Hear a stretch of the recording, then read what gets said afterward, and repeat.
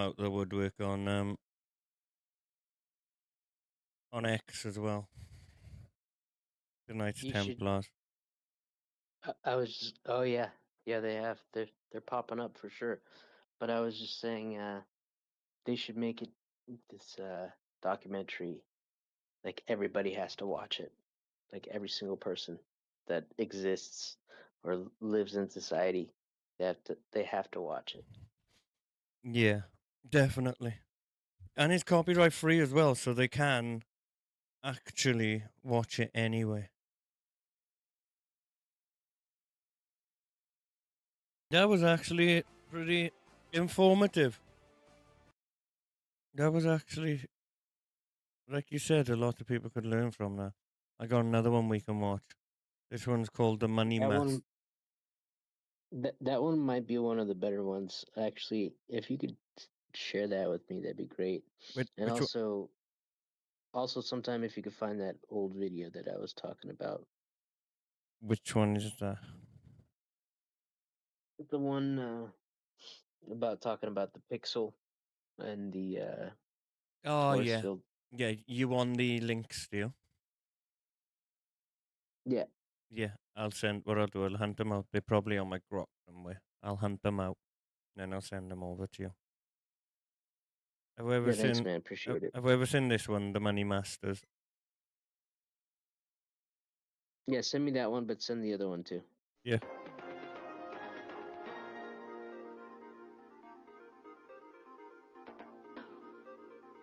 Man, that looks so familiar.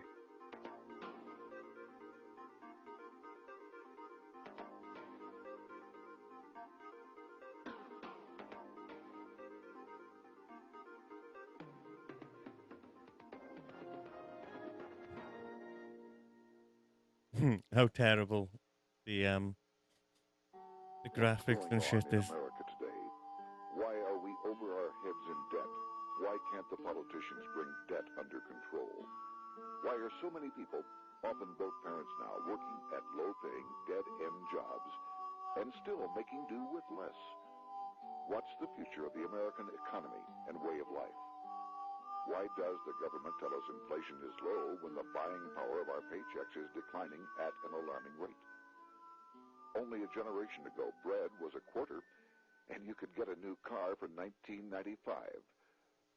Are we headed into an economic crash of unprecedented proportions?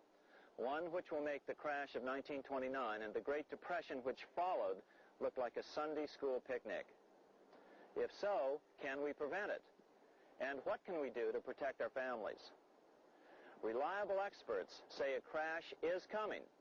They also say that there are simple, inexpensive things anyone can do to protect their families, to keep food on the table and a roof over our heads, even in the worst of times. But to do that, we have to understand why the crash is coming, who's behind it, what they want, and how the perpetrators plan on protecting their families. Armed with this knowledge, any of us can ride out the coming storm. Larry Bates was a bank president for 11 years. As a member of the Tennessee House of Representatives, he chaired the Committee on Banking and Commerce. He's also a former professor of economics and the author of the best-selling book, The New Economic Disorder. I can tell you right now that there is going to be a crash of unprecedented proportions. A crash like we have never seen before in this country. The greatest shock of this decade is that more people are about to lose more money than at any time before in our history. But the second greatest shock will be the incredible amount of money just a relatively small group of people will make at exactly the same time. You see, in periods of economic upheaval, in economic crisis, wealth is not destroyed. It is merely transferred. Presidential candidate Charles Collins is a lawyer, has owned banks, and served as a bank director. He believes we'll never get out of debt because the Federal Reserve is in control of our money.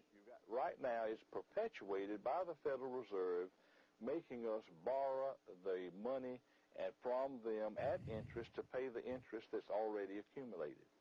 So we cannot get out of debt the way we're going now. Economist Henry Pasquet is a tenured instructor in economics. He agrees the end is near for the U.S. economy. Not when you're adding, roughly round terms, $1 billion a day. We just can't go on.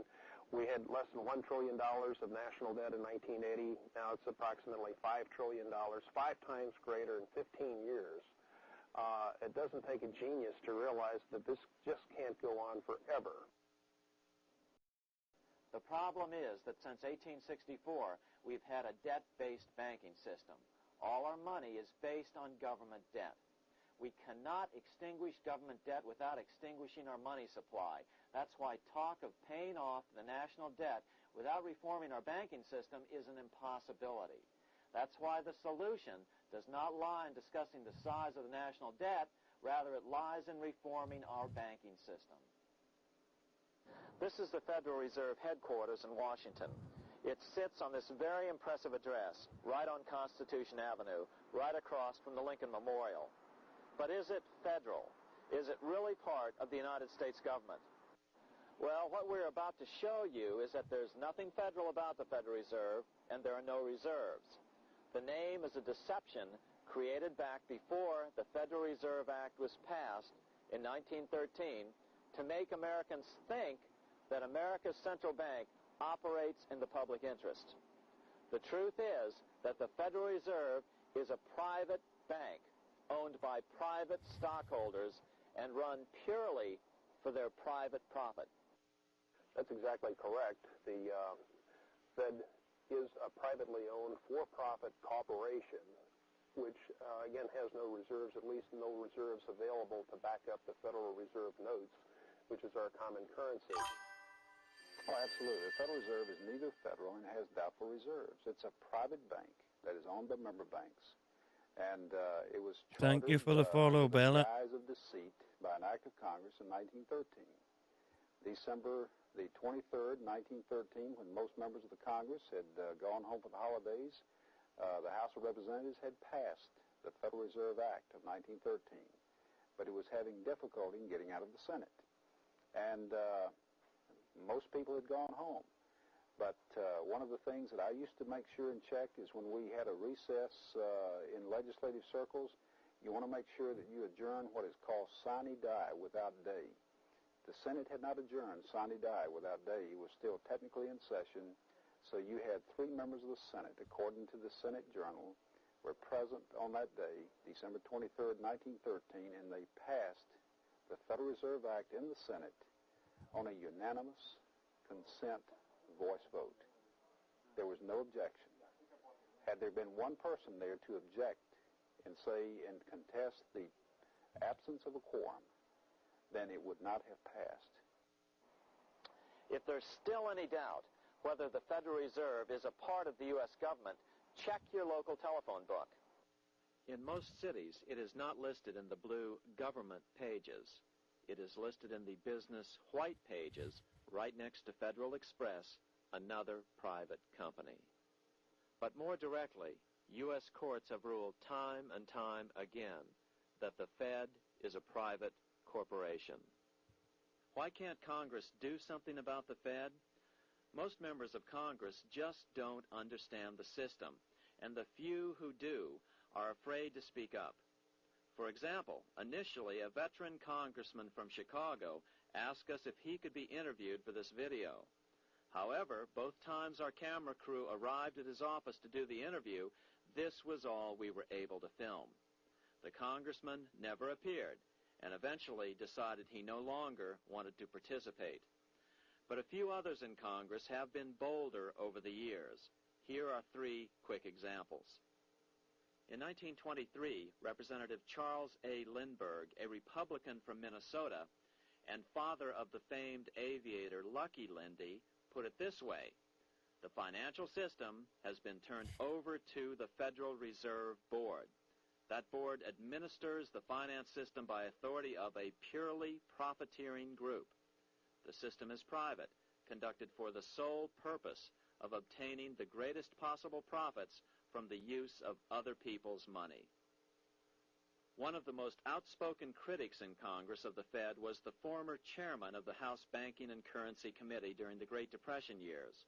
Lewis T. McFadden, Republican of Pennsylvania, said in 1932, "We have in this country one of the most corrupt institutions the world has ever known. I refer to the Federal Reserve Board. This evil institution has impoverished the people of the United States and has practically bankrupted our government. It has done this through the corrupt practices of the moneyed vultures who control it." Senator Barry Goldwater was a frequent critic of the Fed. Most Americans have no real understanding of the operation of the international moneylenders. The accounts of the Federal Reserve System have never been audited. It operates outside the control of Congress and manipulates the credit of the United States.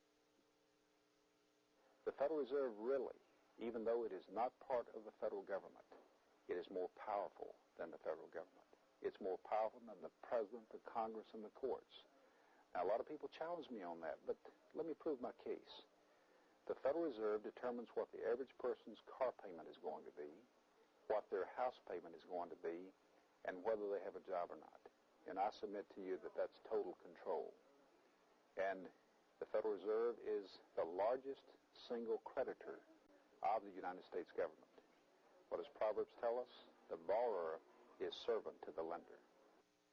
What one has to understand is that from the day the Constitution was adopted right up to today, the folks who profit from privately owned central banks, as Madison called them, the money changers, have fought a running battle for control over who gets to print America's money. Why is who prints the money so important? Think of money as just another commodity. If you have a monopoly,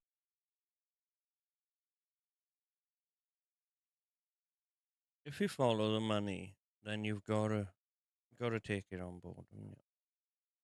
And wherever the money leads to, that's where the buck ends. on a commodity that everyone needs, everyone wants, and nobody has enough of, there are lots of ways to make a profit and also exert tremendous political influence. That's what this battle is all about.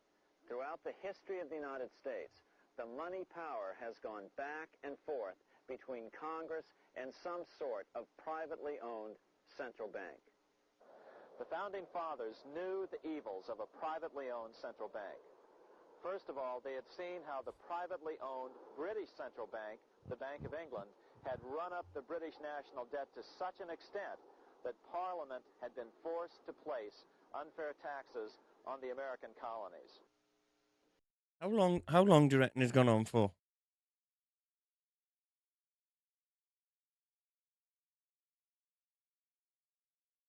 I'm sorry? How long do you reckon this has gone on for? The corruption of the banking industry? Yeah.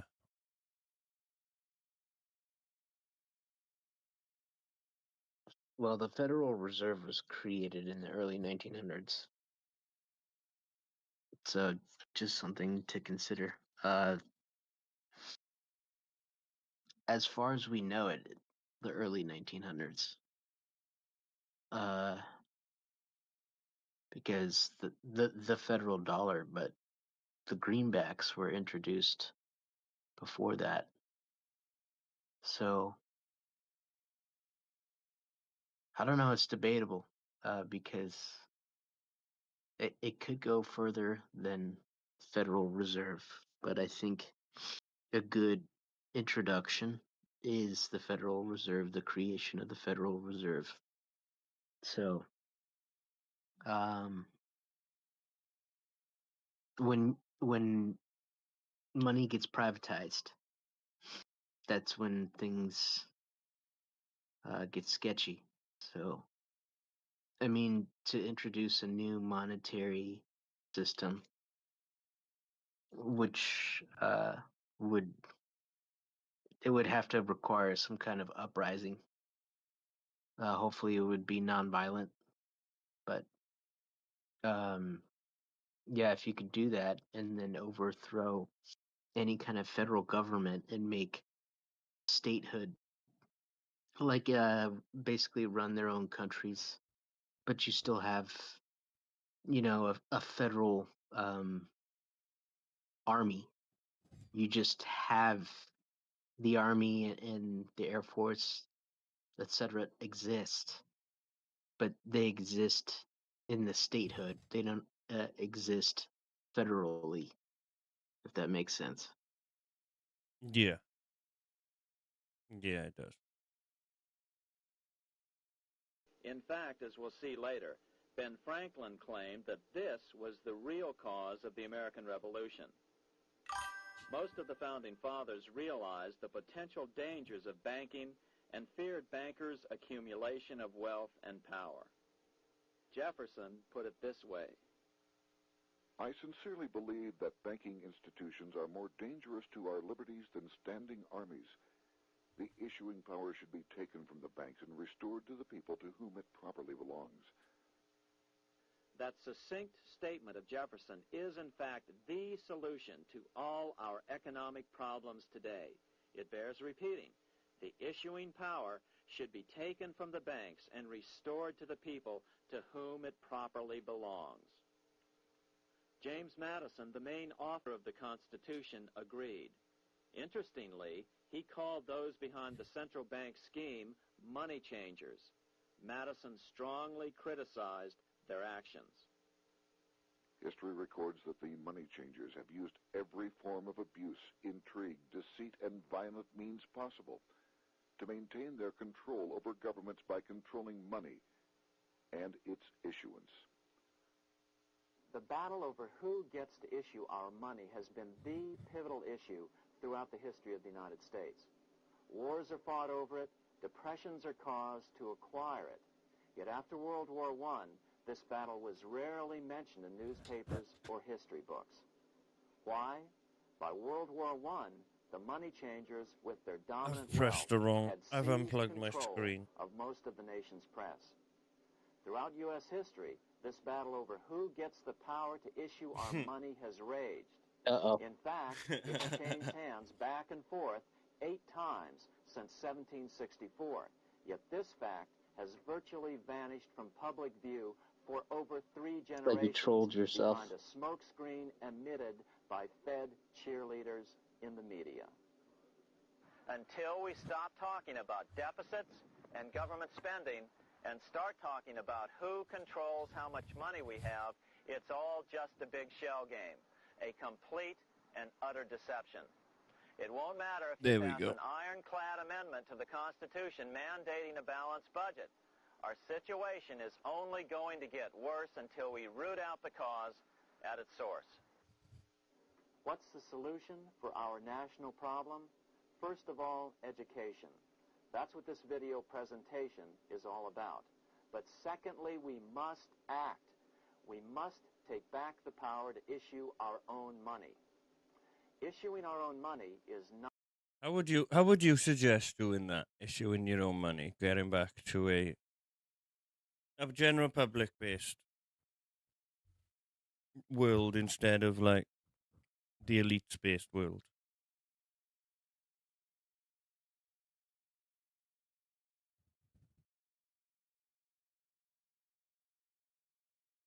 I'm sorry. Could you say that again? How would you go about doing what he just said? Can't even remember what he just said now. But like giving the money back to the people, how would you go about changing the whole system, basically?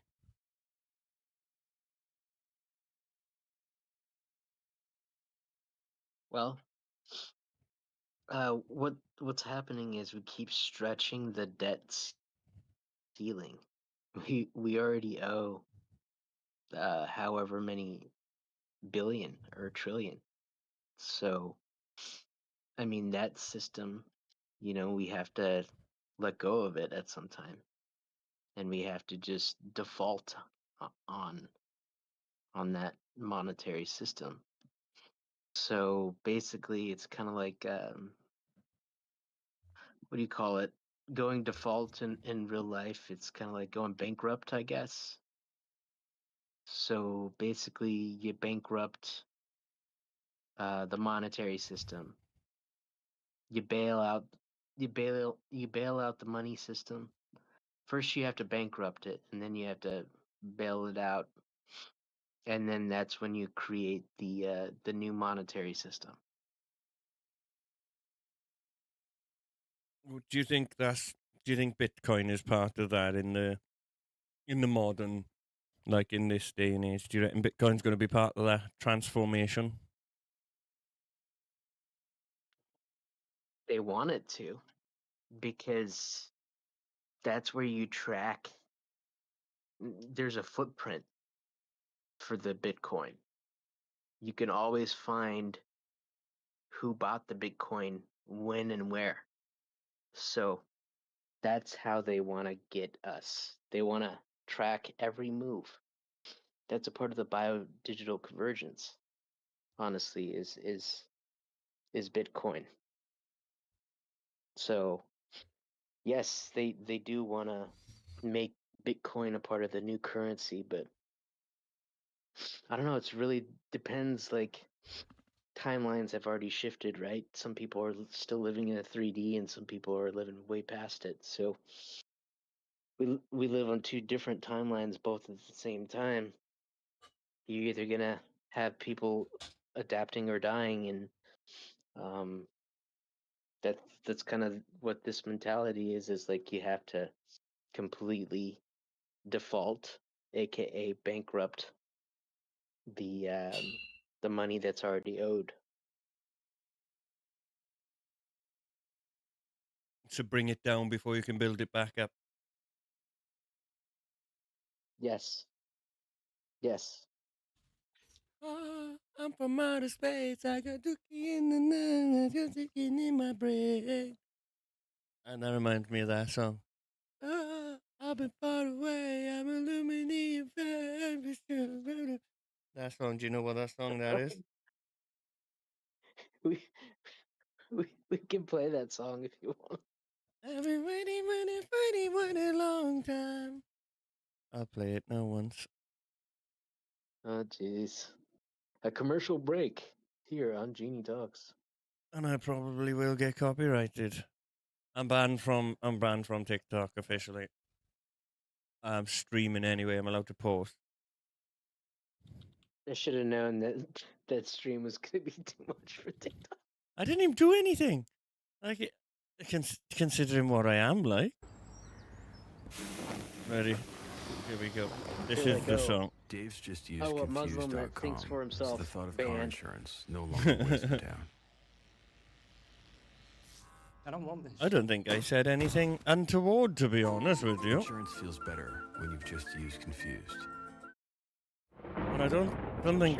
I'm sure they could have found something, dude. And I don't think I find the broke any craziest shit. copyright. I don't think I broke any copyright things either. This probably will be now. I'm from outer space. I got lucky in my blood, evolution in my veins. Sounds exactly like that version is terrible. What version are you thinking of? Do you have a bot that I could play it on in the server, perhaps? Oh, I can get Or a maybe- bot. No, you don't need a bot. You could just play it now since it sounds good. So let me search for the remix. What's the name of that song again? Jericho. Okay. I'm gonna get a bot now, actually. Not a radical solution. I want to stress that. It's the same solution used at different points in U.S. finding history a by men like legit one. Benjamin Franklin, Thomas Jefferson, Andrew Jackson, Martin Van Buren, and Abraham Lincoln. So, to sum it up, in 1913, Can you pause it? Congress gave... Yeah. Thanks.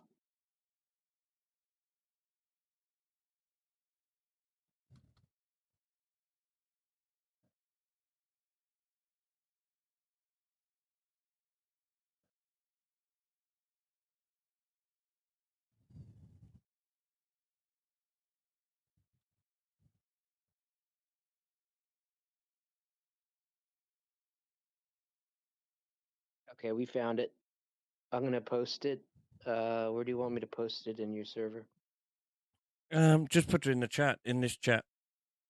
Or put it in any chat. Just put it anywhere. I don't care, no. Hold up. Okay. Where have you put it? Open chat. Got it. Actually, this is the first time anybody's posted in this open chat, so there you go. Here it is.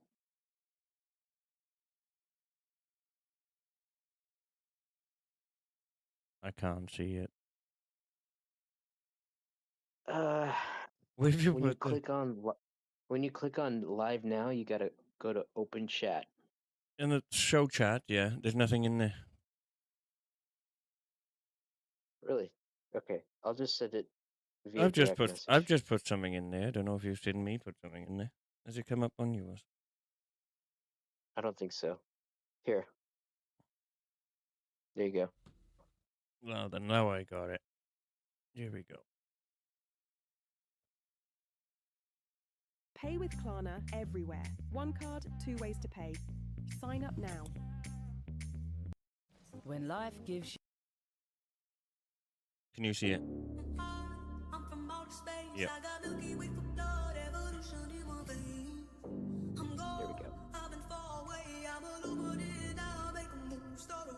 I've been dreaming about flying for a long time. I had a vision from the birds, they want a coastline.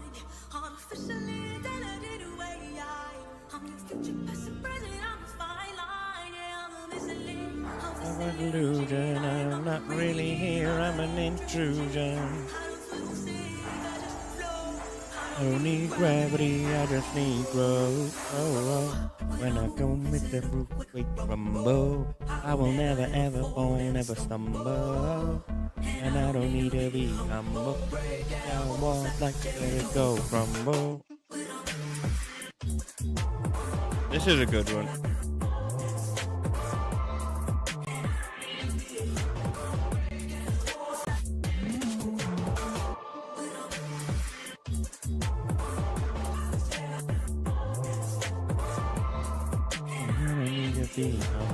Break down walls like Jelly Jones.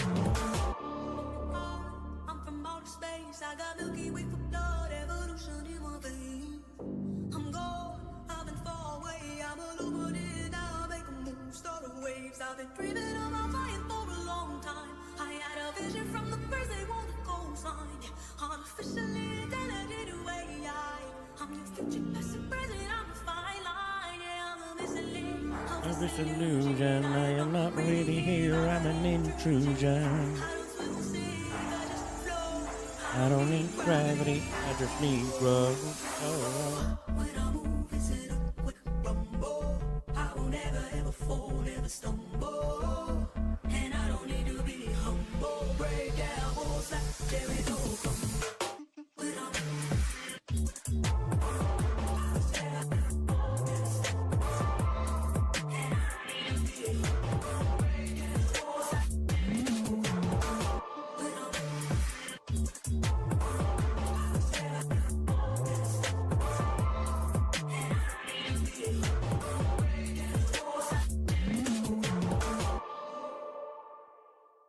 Very good. That was very good.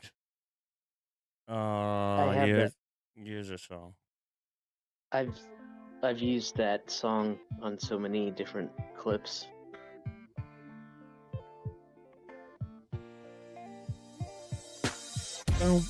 This is a song from my childhood. Bum, bum, bum, bum. Bum, bum, bum.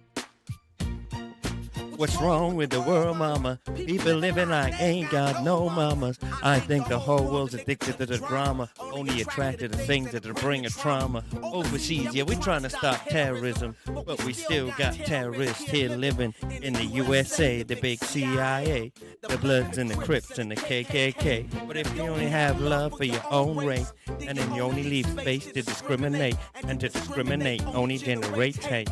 And when you hate, then you're bound to get irate.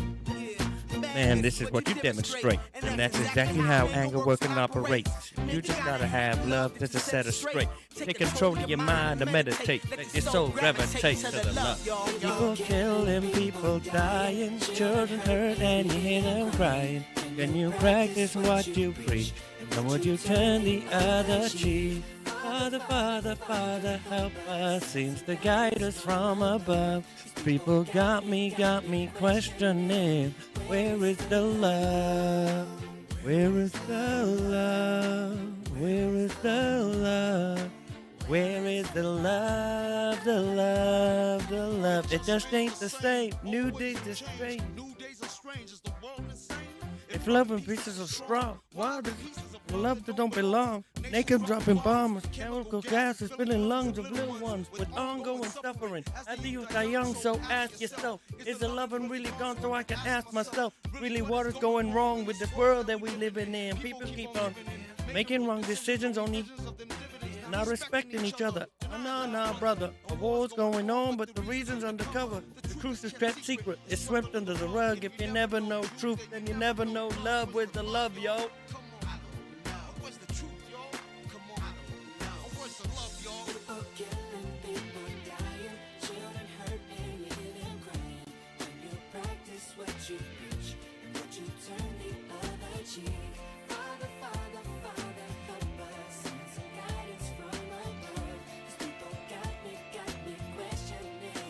Where is the love? Where is the love? Where is the love? Where is the love? The love, the love. I feel the weight of the world on my shoulder. As I'm getting older, y'all, people get colder. Most of us only care about money making. Selfishness gotta follow in the wrong direction. Wrong information always shown by the media. Negative images is the main criteria. Infected the young mind faster than bacteria. Just wanna act like what they see in the cinema. Whatever happened to the values of humanity? Whatever happened to the fairness and equality? Instead of spreading love, we're spreading animosity. Lack of understanding leading us away from unity. That's the reason why sometimes I'm feeling under. That's the reason why sometimes I'm feeling down. It's no wonder why sometimes I'm feeling under. Gotta keep my faith alive. Where is the love?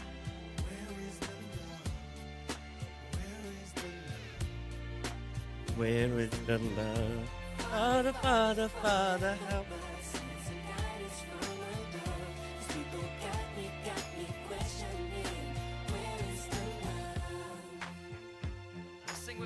One love, one love, that's all we got. One love, that's all we got. One love, one love. There's something wrong with it. Something wrong with it. Something wrong with the big world. We only got one love, that's all we got. One of my favorite songs, if you can't tell.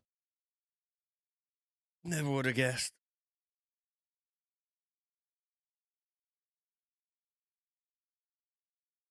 Oh, you ditched me. Is he still ya? The gay music? No, he's still ya. He's still ya. The gay music didn't scare him off. I was just uh, Dance. promoting your Discord on my Discord. Oh, thank you. I was gonna say you were just dancing and singing about the room on mute. That sound. I know what it was like. Yeah, I have a partnership text channel, so I just posted the Discord. I appreciate you. Yeah. I've just downloaded FlavyBot as well, so I'm gonna put FlavyBot down on them. And then you can play music in it. I'm gonna have a separate music channel for there, I think. The Federal Reserve, a monopoly over issuing America's money, and the debt generated by this quasi-private corporation is what is killing the American economy. Though the Federal Reserve is now the most powerful central bank in the world, it was not the first. So where did this idea come from? To really understand the magnitude of the problem, we have to travel back to Europe. Just who are these money changers James Madison spoke of? In the Bible, 2,000 years ago, Jesus drove the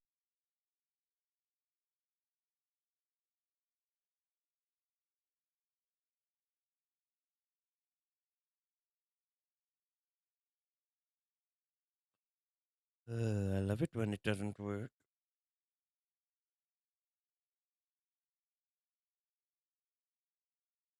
Is all about. But 2,000 years ago, Jesus drove the money Gotta just be that section on it. during his ministry. What were money changers doing in the temple? When Jews came to Jerusalem to pay their temple tax, they could only pay it with a special coin, the half shekel of the sanctuary. This was a half ounce of pure silver about this size.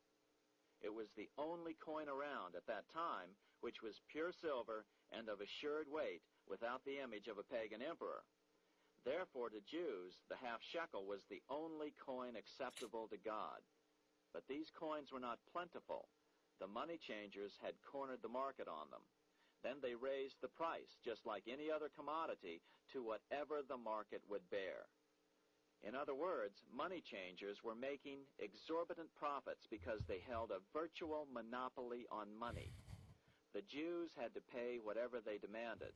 To Jesus, this totally violated the sanctity of God's house.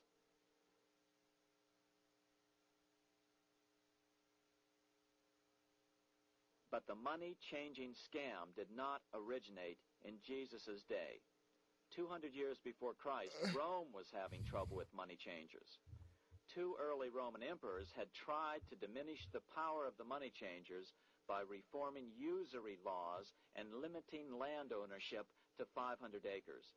They were both assassinated.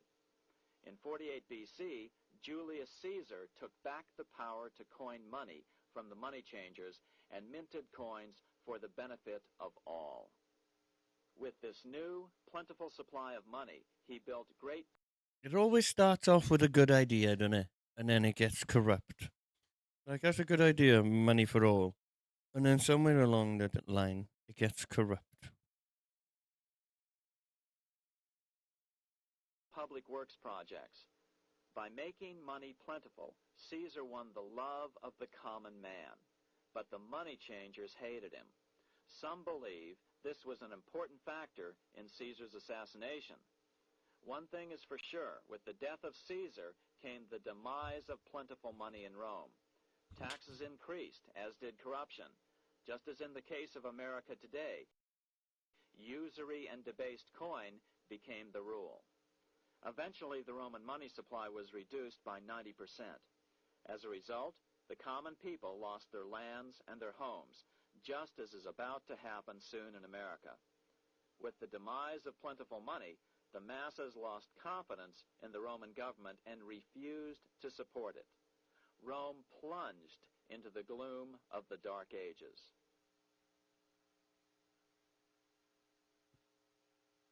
A 1,000 years after the death of Christ...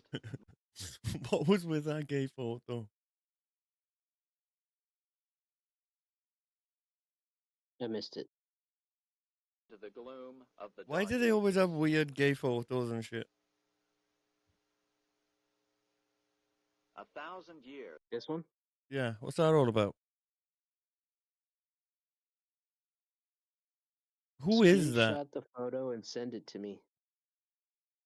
I don't know if to screenshot.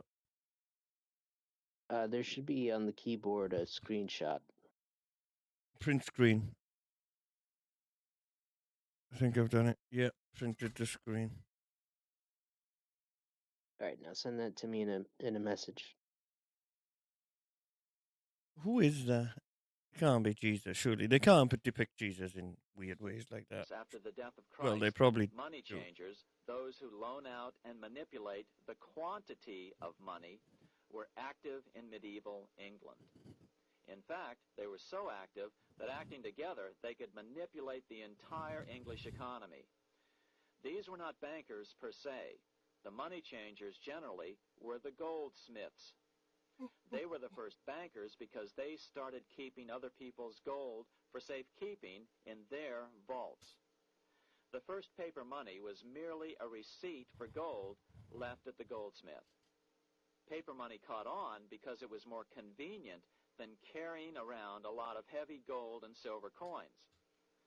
Eventually, goldsmiths noticed that only a small fraction of the depositors ever came in and demanded their gold at any one time. Goldsmiths started cheating on the system. They discovered that they could print more money than they had gold, and usually no one would be the wiser. Then they could loan out this extra money and collect interest on it. This was the birth of fractional reserve banking. So we've got the goldsmiths to thank.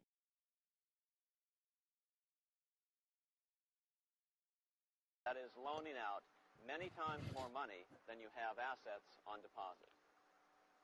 So, if $1,000 in gold were deposited with them, they could loan out about $10,000 in paper money and draw interest payments on it, and no one would ever discover the deception. By this means, goldsmiths gradually accumulated more and more wealth and used this wealth to accumulate more and more gold. Today, this practice of loaning out more money than there are reserves is known as fractional reserve banking. Every bank in the United States is allowed to loan out at least 10 times more money than they actually have. That's why they get rich on charging, let's say, 8% interest. It's not really 8% per year, which is their income. It's 80%. That's why bank buildings are always the largest in town. But does that mean that all interest or all banking should be illegal? Hardly. In the Middle Ages, canon law, the law of the Catholic Church, forbade charging interest on loans. This concept followed the teachings of Aristotle and St. Thomas Aquinas. They taught that the purpose of money was to serve the members of society, to facilitate the exchange of goods needed to lead a virtuous life. Interest, in their belief, hindered this purpose by putting an unnecessary burden on the use of money. In other words, interest was contrary to reason and justice. Reflecting church law in the Middle Ages, Europe forbade charging interest on loans and made it a crime called usury. As commerce grew, and therefore opportunities for investment arose in the late Middle Ages, it came to be recognized that to loan money had a cost for the lender, both in risk and in lost opportunity. So some charges were allowed, but not interest per se. But all moralists, no matter what religion, condemn fraud, oppression of the poor, and injustice as clearly immoral. As we will see, fractional reserve lending is rooted in a fraud, results in widespread poverty, and reduces the value of everyone else's money. The ancient goldsmiths discovered that extra profits could be made by rowing the economy between easy money and tight money. When they made money easier to borrow, then the amount of money in circulation expanded. Money was plentiful. People took out more loans to expand their businesses. But then the money changers would tighten the money supply. They would make loans more difficult to get. What would happen? Just what happens today. A certain percentage of people could not repay their previous loans and could not take out new loans to repay the old ones. Therefore, they went bankrupt and had to sell their assets to the goldsmiths for pennies on the dollar. The same thing is still going on today. Only today, we call this rowing of the economy up and down the business cycle. Do they call that the bear and bull market now in crypto, innit?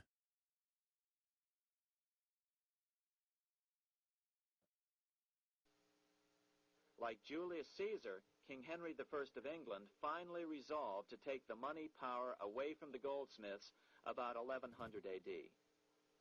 Henry could have used anything as money, seashells, feathers, or even yak dung, as is often done in remote Tibetan provinces. But he invented one of the most unusual money systems in history. It was called the tally stick system. Here I have one of the few surviving examples of this form of British money, which lasted 726 years until 1826, a tally stick. The tally system was adopted to avoid the monetary manipulation of the goldsmiths. Tally sticks were money fabricated out of sticks of polished wood. Notches were cut along one edge of the stick to indicate the denominations. Then the stick was split lengthwise through the notches so that both pieces still had a record of the notches. The king kept one half to protect against counterfeiting. Then he would spend the other half into the economy, and they would circulate as money. This particular tally stick is huge. It represented 25,000 pounds. One of the original stockholders in the Bank of England purchased his original shares with this stick.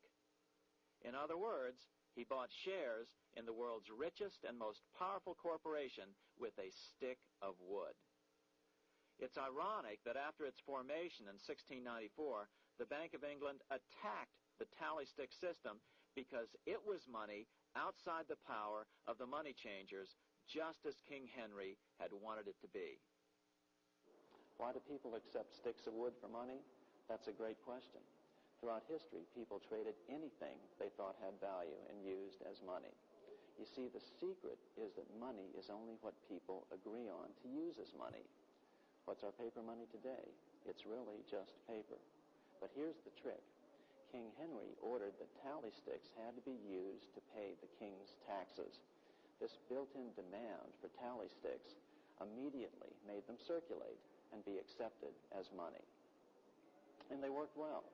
In fact, no other form of money has worked so well for so long as tally sticks. Keep in mind, the British Empire was built under the tally stick system. The tally stick system succeeded despite the fact that the money changers constantly attacked it by offering the metal coin system as competition. In other words, metal coins never went completely out of circulation, but tally sticks hung on because they were good for the payment of taxes. Finally, in the 1500s, King Henry VIII relaxed the laws concerning usury, and the money changers wasted no time reasserting themselves. They quickly made their gold and silver money plentiful for a few decades. But when Queen Mary took the throne and tightened the usury laws again, the money changers renewed the hoarding of gold and silver coins, forcing the economy to plummet. When Queen Mary's sister, Queen Elizabeth I, took the throne, she was determined to regain control over English money.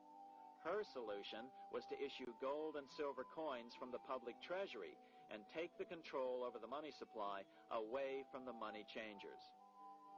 Although control over money was not the only cause of the English Revolution in 1642, religious differences fueled the conflict. Monetary policy played a major role. Financed by the money changers, Oliver Cromwell finally overthrew King Charles, purged the Parliament, and put the king to death. The money changers were immediately allowed to consolidate their financial power. The result was that for the next 50 years, the money changers plunged Great Britain into a series of costly wars. They took over a square mile of property in the center of London, known as the City of London. This area today is still known as one of the three predominant financial centers of the world. Conflicts with the Stuart kings led the money changers in England to combine with those in the Netherlands to finance the invasion of William of Orange, who overthrew the Stuarts in 1688 and took the English throne.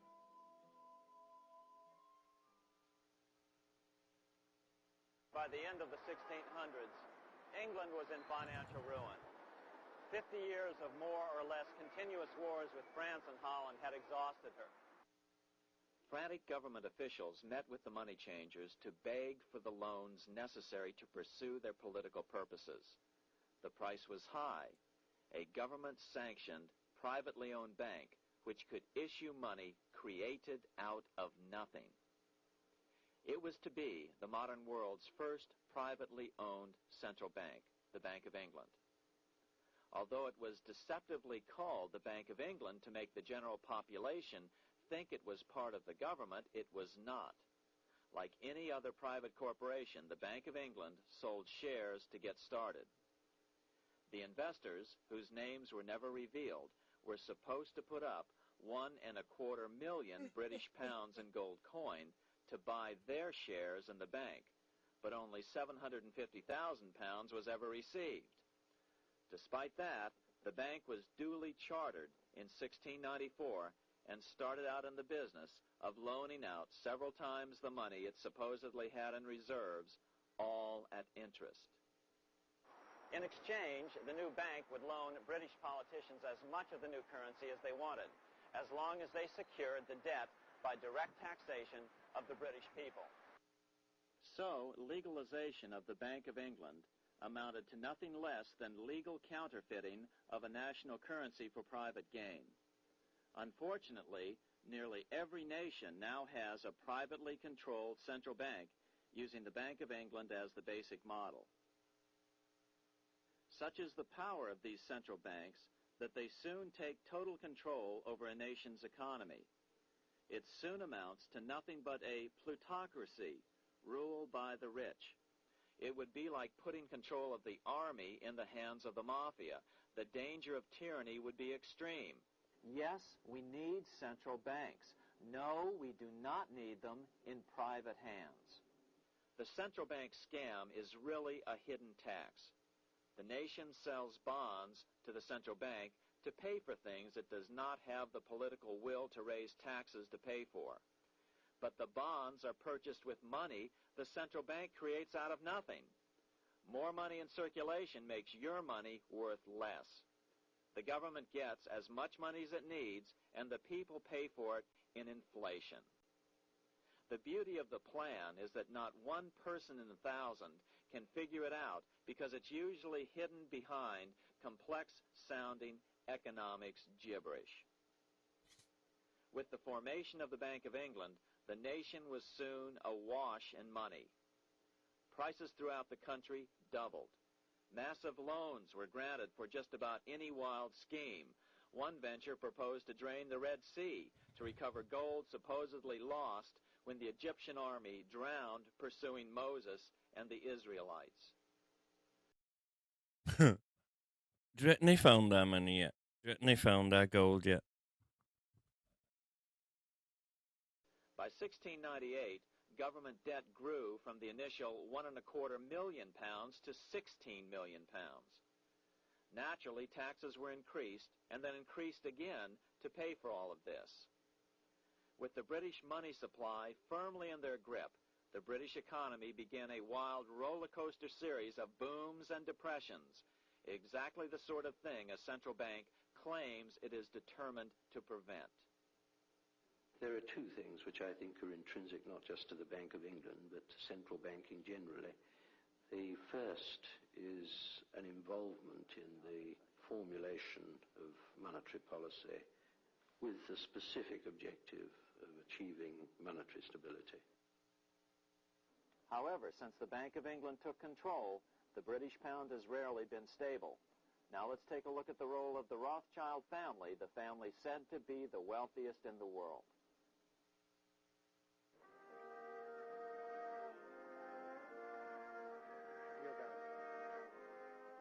This is Frankfurt, Germany. 50 years after the Bank of England opened its doors, a goldsmith named Amschel Moses Bauer opened a coin shop, a counting house, in 1743. And over the door he placed a sign depicting a Roman eagle on a red shield. The shop became known as the Red Shield Firm, or in German, Rothschild. When his son, Amschel Meyer Bauer, inherited the business, he decided to change his name to Rothschild. Amschel soon learned that loaning money to governments and kings was more profitable than loaning to private individuals.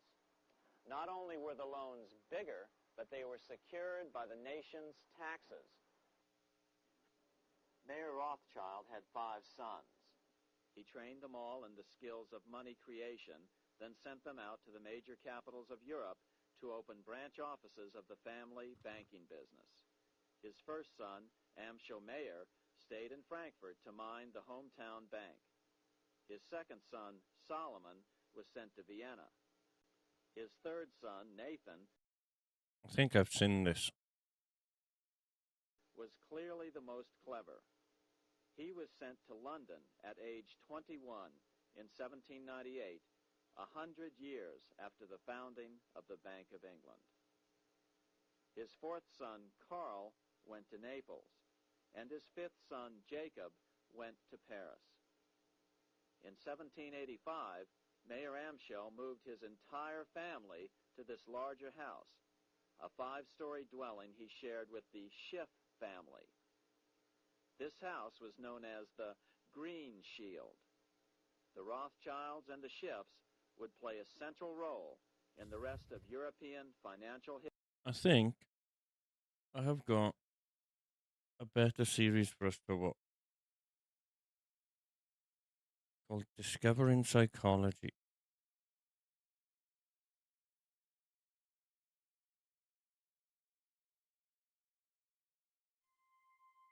This actually looks pretty good.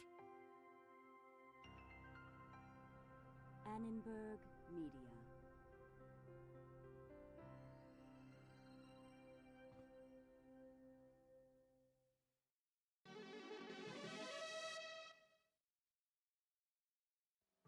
What can psychology tell us about the relationships among the mind, the brain, and behavior? From our reaction to embarrassing situations, to how we evaluate social groups. Past, present, and promise. This time on Discovering Psychology.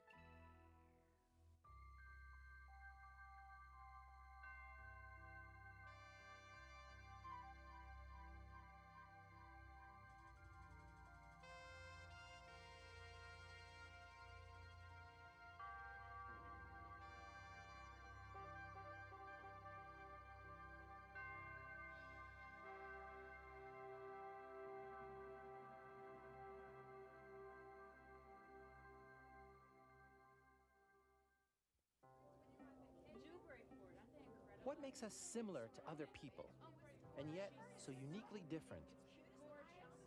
Why do we think, feel, and behave as we do?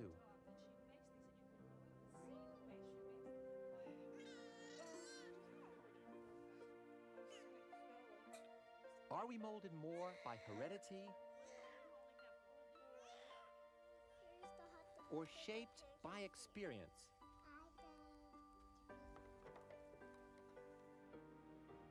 How can the same brain that gives us the capacity for creativity, rationality, and love also become the crucible for mental illness? I'm Philip Zimbardo. We'll answer these questions and much more in the updated edition of Discovering Psychology. If there is one thing I've learned over the past 40 years as a teacher and research psychologist, it's that the study of the social animal, our relationships, our behavior, our mind, is fascinating and unending. New research fueled by new technologies will always add to time-tested knowledge. It's in that spirit that we updated Discovering Psychology, adding cutting-edge material to the classic content of our original series. Over the next 26 programs, we'll once again take up the challenge of understanding that most complex... Yeah, I'm not watching 26 programs out of that, especially his voice. No, thank you.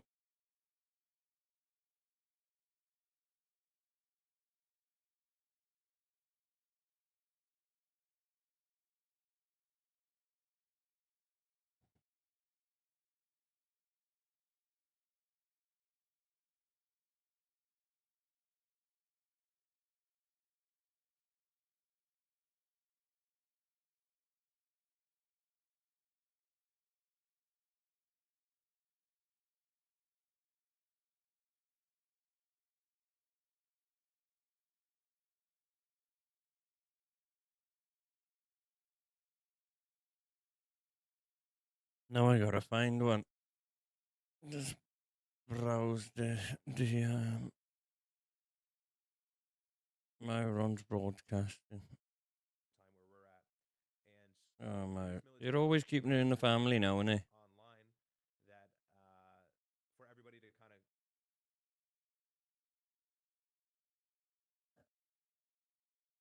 think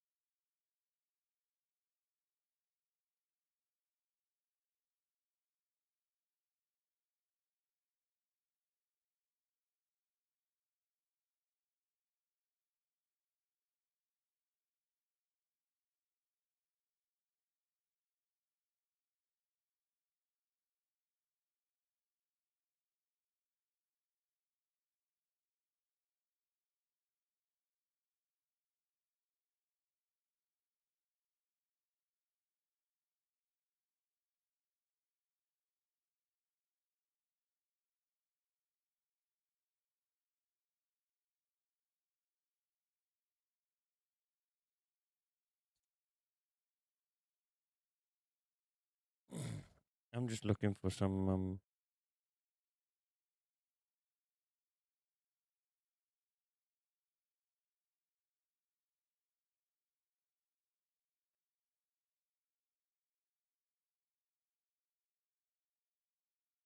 Am I still in the Discord? Am I still there? Yeah. Oh.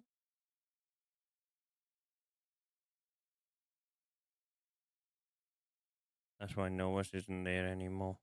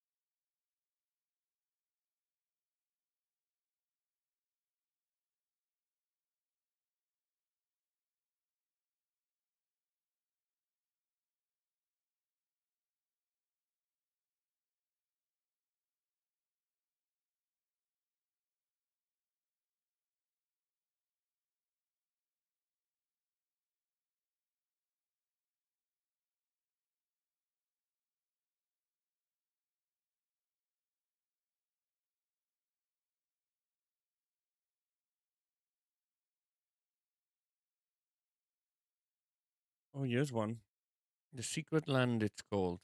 Let's try this, shall we?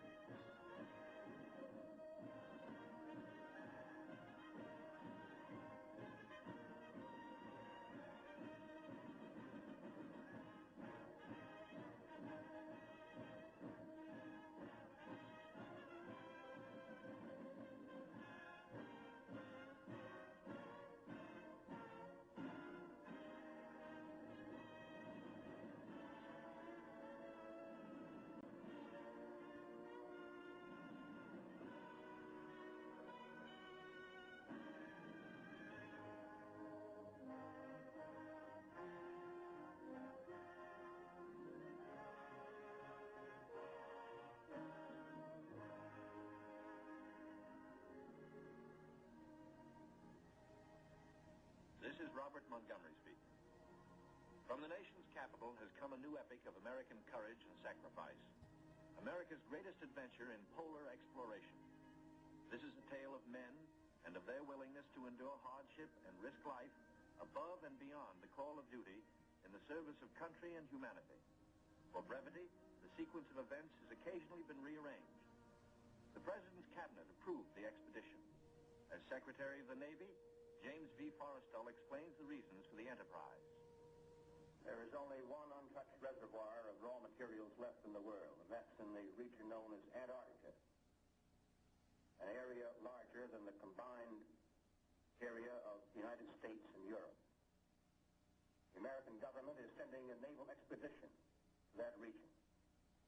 The purpose is to train our Navy in polar operations so that it may better perform its function of preserving the peace upon the seven seas of the world. Beyond that, the American government is seeking to do its share in the discovery and the release to the world of the unknown treasures of Antarctica in the interests of all mankind.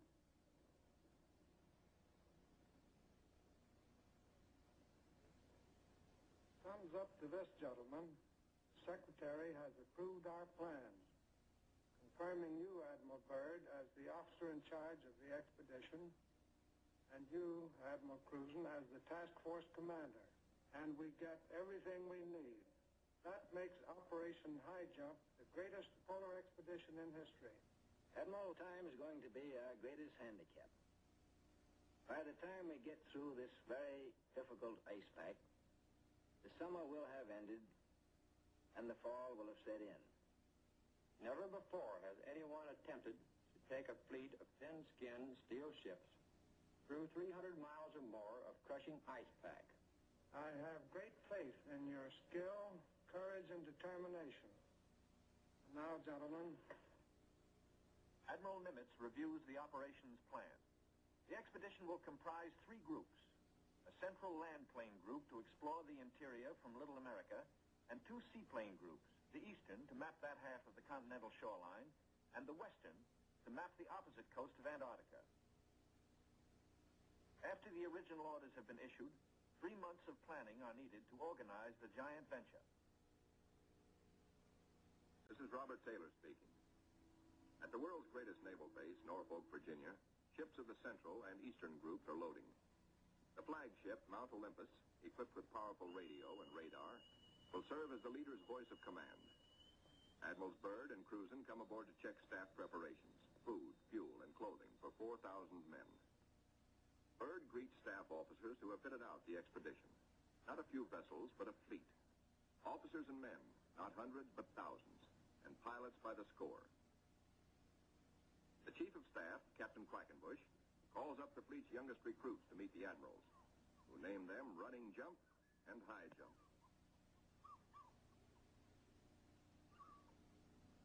The pups are unimpressed by rank.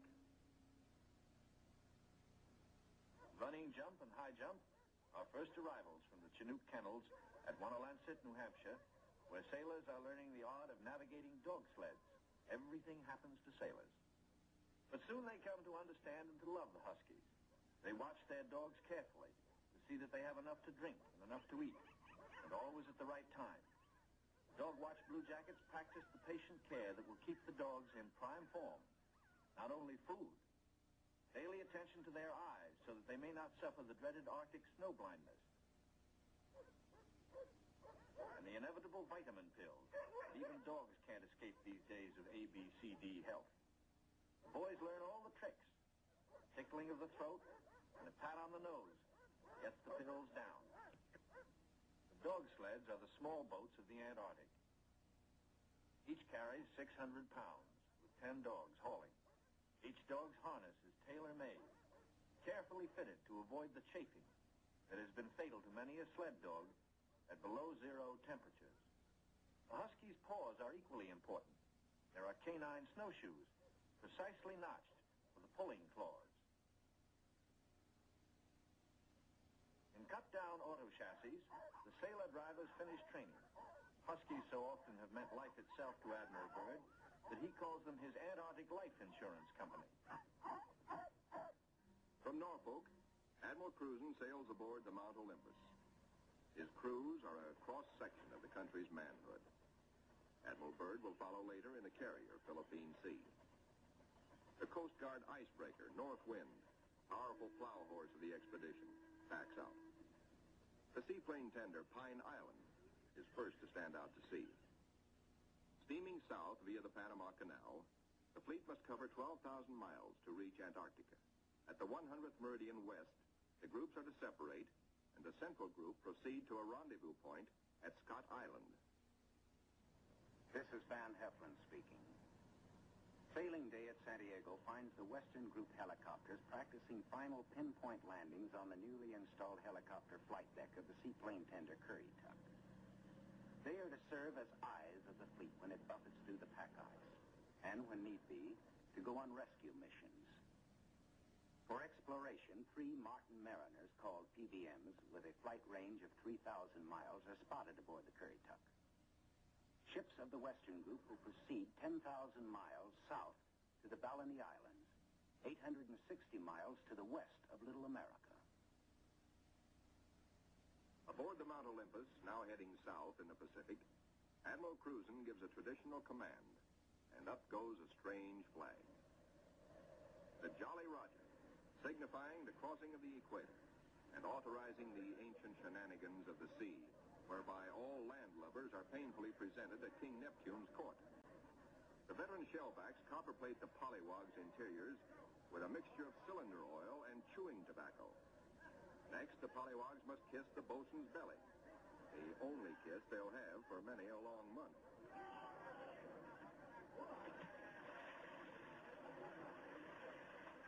They wind up with a dunking and a final whacking to warm them up, officers and men alike. Wearing the whiskers of Neptunus caninus, Ricky, the veteran husky, presides as the pups become doggy shellbacks. The oncoming shadow of the Antarctic intensifies preparations. Bamboo is split for trail marker sticks. These, topped with flags, will form lifelines to guard the men against losing the trail in blinding blizzards.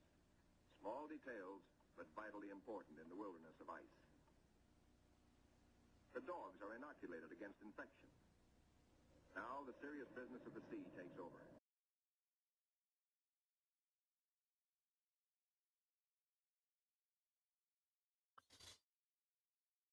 I think I'm gonna play a game for a little bit, guys.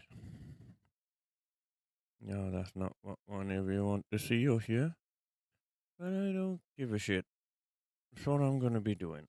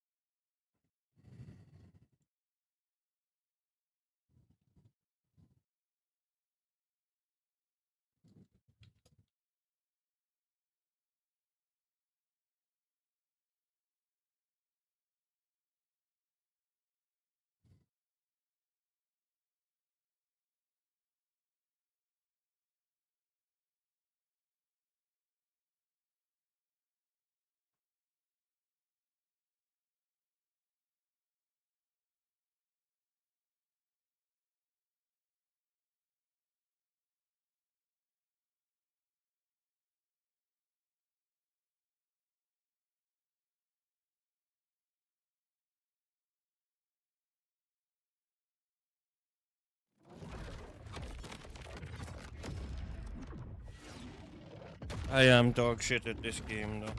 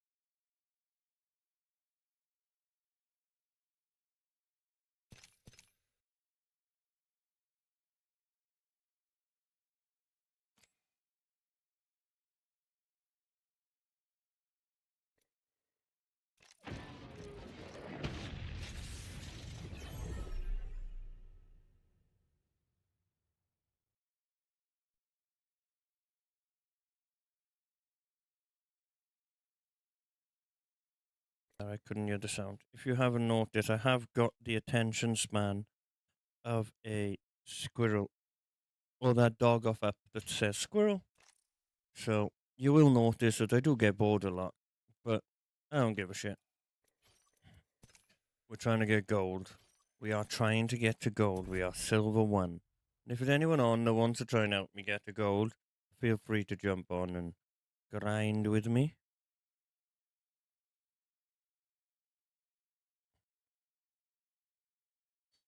Do I know what I do. I take the do you want the camera on or off? Should I keep the camera on? Take the camera off. Keep the camera on.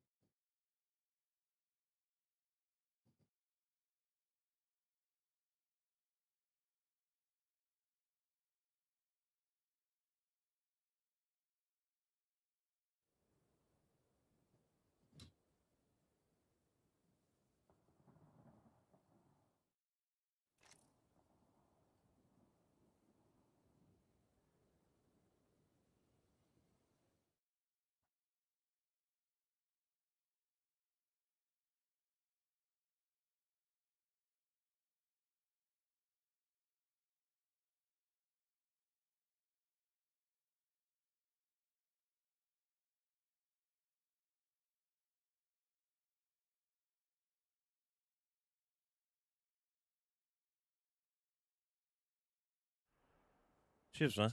In a ranked game on my own. I don't mind.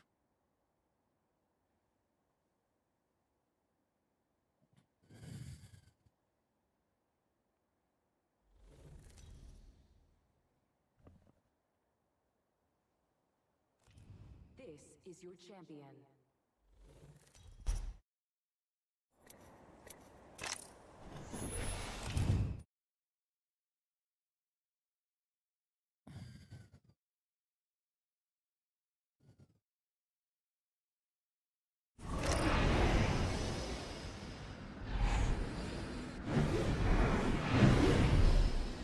See if we can get some points in, is it?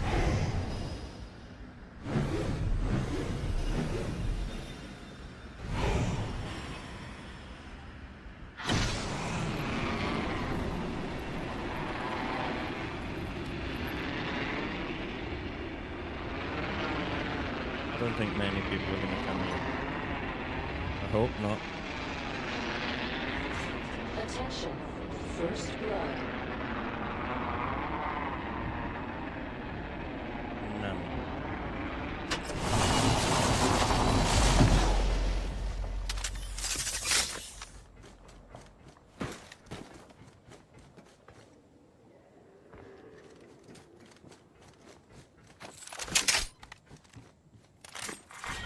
Round 1. Beginning countdown. I'm already in the next ring. Who else is here?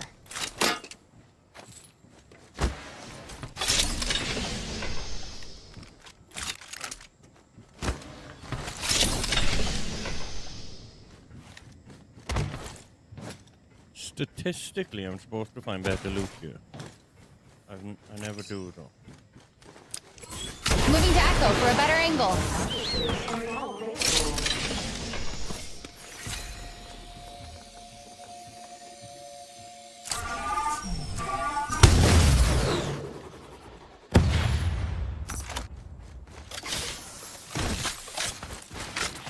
Go get it.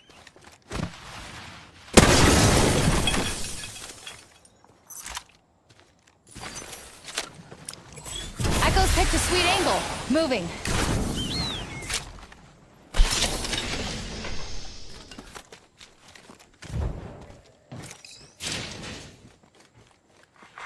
Attention. There is a new kill leader. Warning. In progress.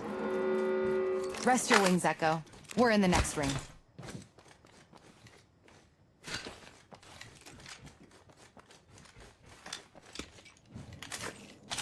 A new sentinel. I'll break it in, no problem.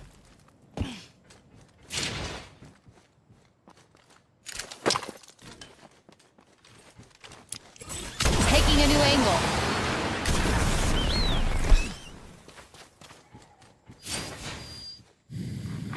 Care package being delivered.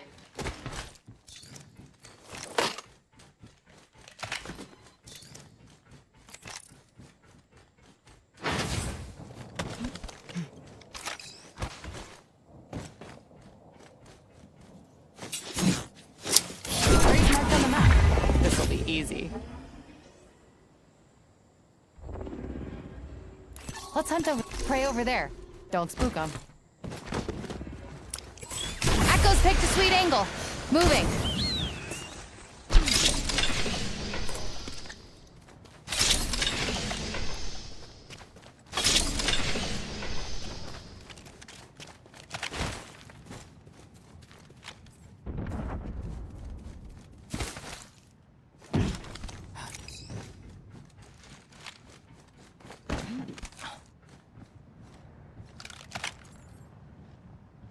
Some prey there. Echo, found some enemies. Can you see them on my map? Half the squad still think they're gonna make it.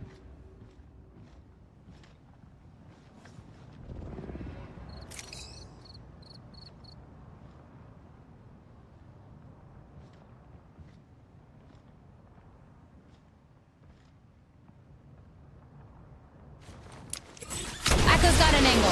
Moving there.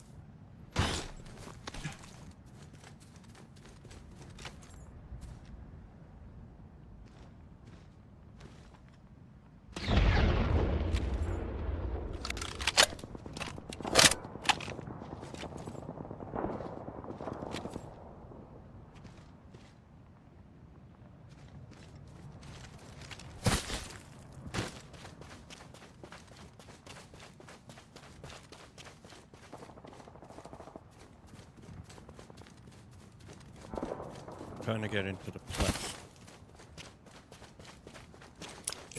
Moving to Echo for a better angle.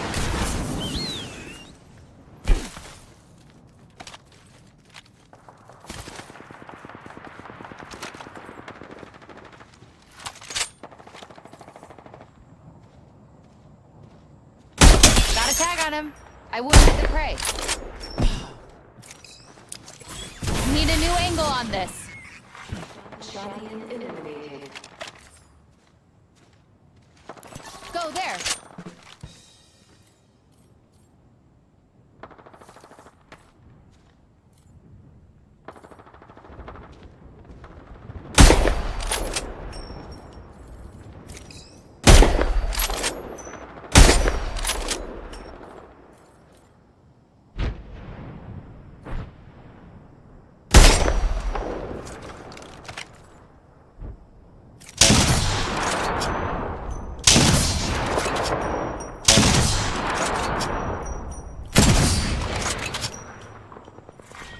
Round 2. Beginning ring countdown. Rest in peace, Echo. We're in the next ring. Attention. Getting a fresh angle. Replicator incoming.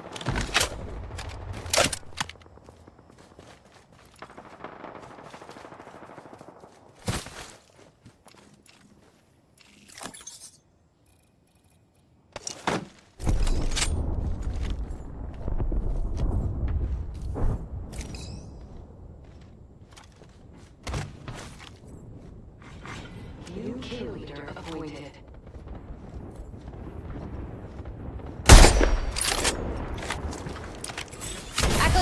angle. Moving there.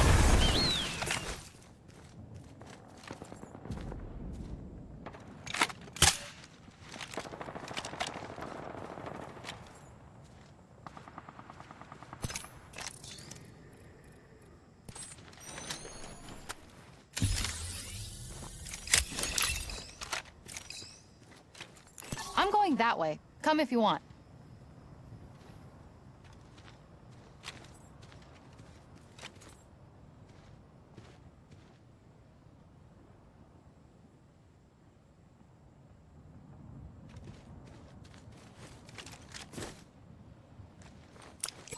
Echo's picked a sweet angle. Moving.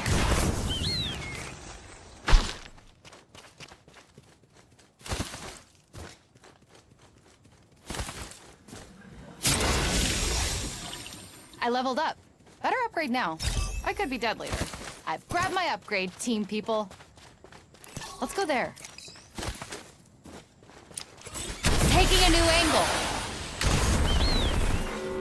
Warning. Ring movement in progress. Time. I'm already in the next ring. Who else is here?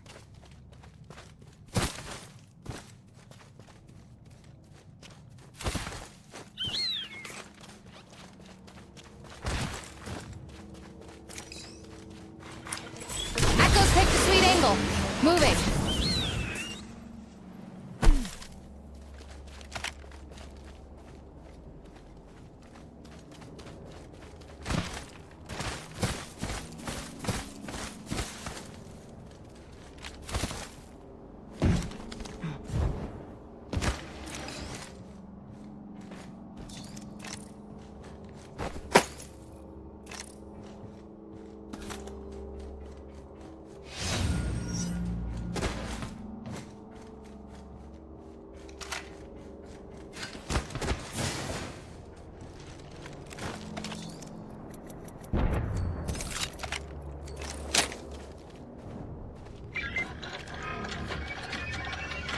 Enhanced my weapon to enhance my survival.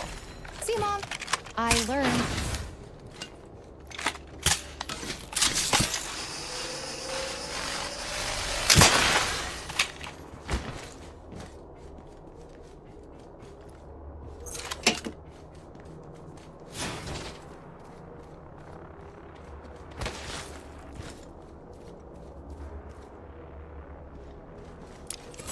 Current angle sucks. Switching it up.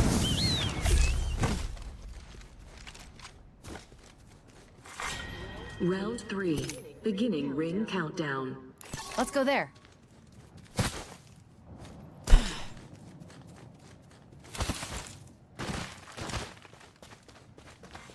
Attention. Delivering replicator. Replicator incoming. Could have used one of these growing up. Need a new angle on this.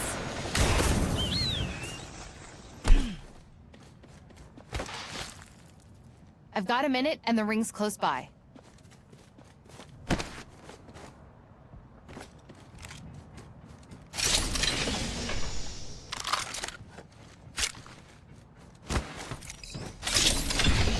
Ring's near, Echo. You've got 45 seconds to find a snack.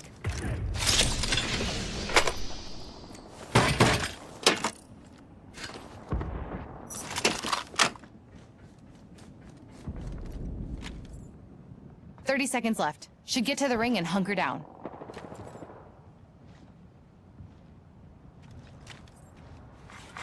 New kill leader appointed.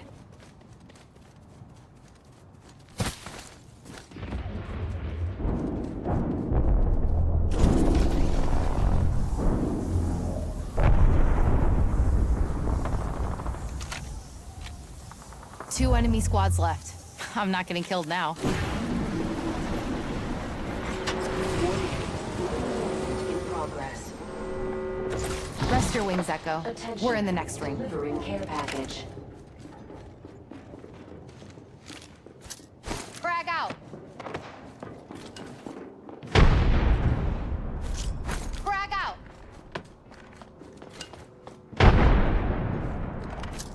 Tucking a frag grenade.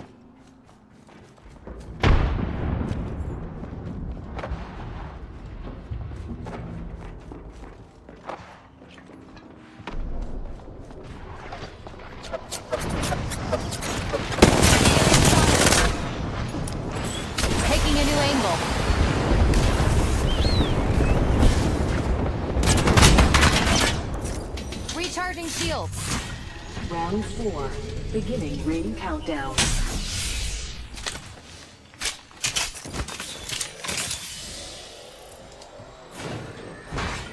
Replicator being delivered. Replicate. Let's move there.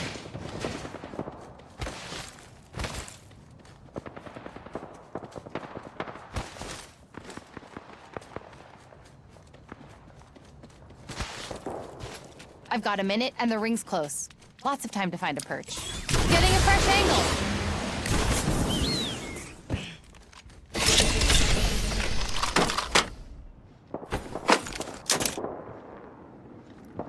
Ring's near, Echo. You've got 45 seconds to find a snag. Taking fire. Just try and hide with that shiny tag on you.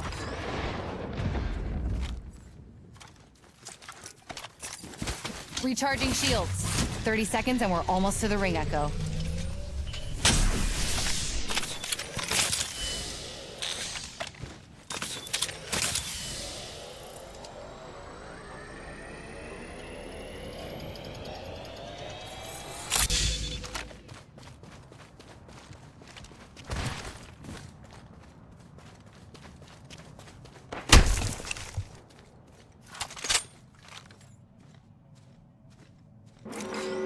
Warning.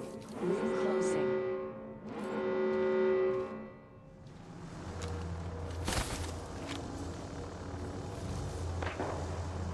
Tagged and half in the bag.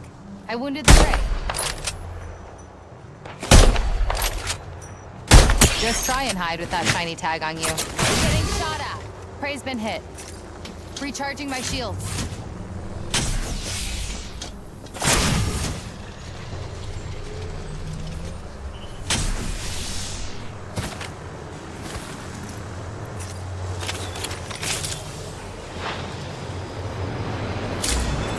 Echo's picked a sweet angle. Moving. Getting shot at.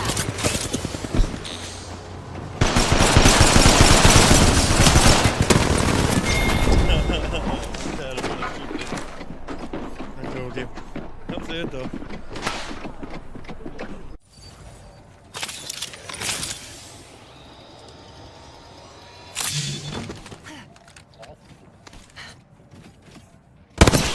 Hello again.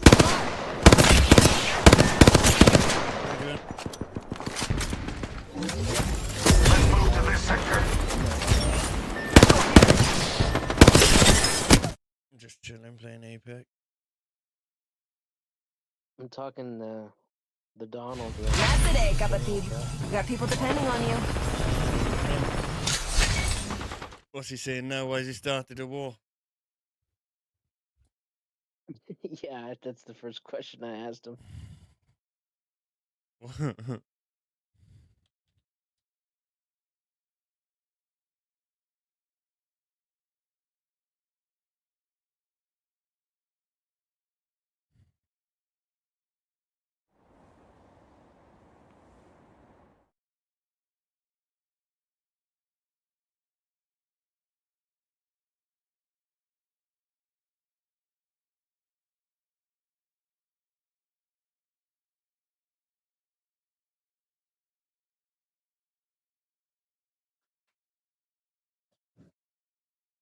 Probably doesn't even know he's attacked Iran on.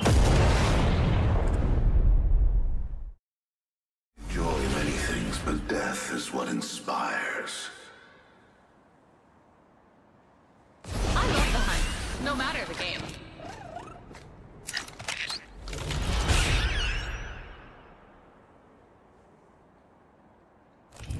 Introducing your champion. Join my experiment below. Echo's the jump master. Well, I am, but Echo likes to think he is.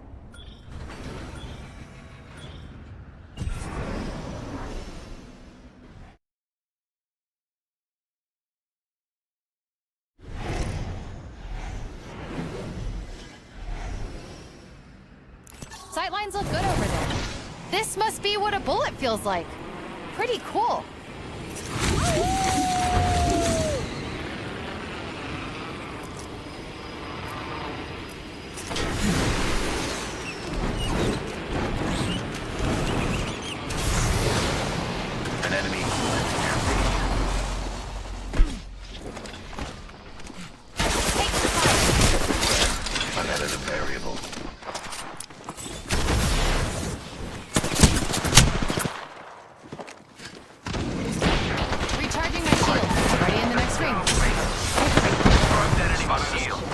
see everything. Down to mark. Down.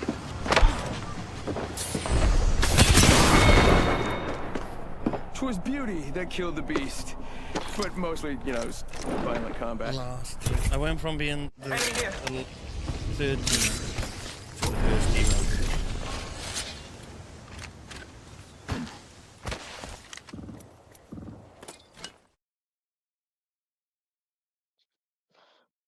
He said fake news. Yeah. I guess the excuse for America to bomb Iran was because Iran was killing the Iranian citizens for protesting.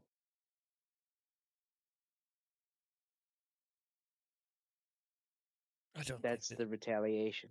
Yeah, that's the excuse, innit?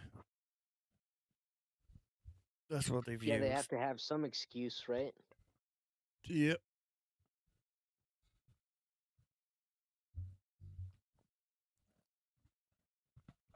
Exactly that. They do have to have.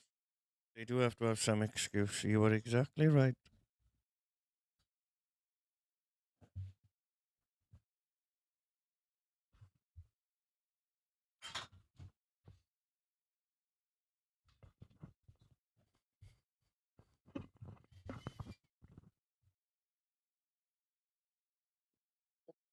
You know, we could have sanctioned Iran instead. Just listening to Netanyahu as well, isn't he? He's just Netanyahu's little lapdog as well.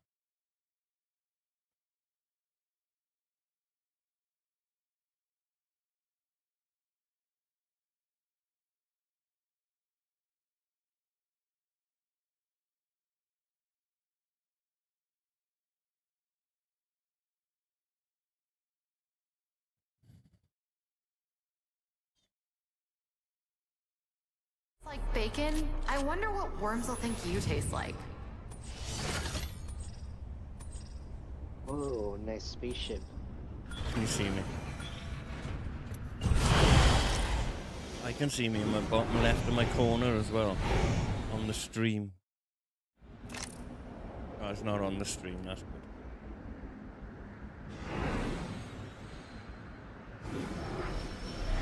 Prepare for... Let's go that way. Let's explore over there.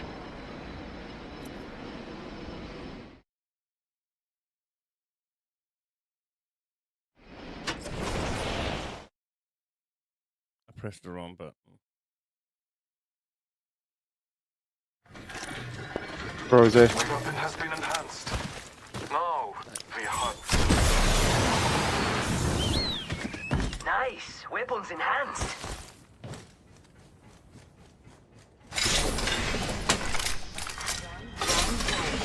Beginning ring countdown.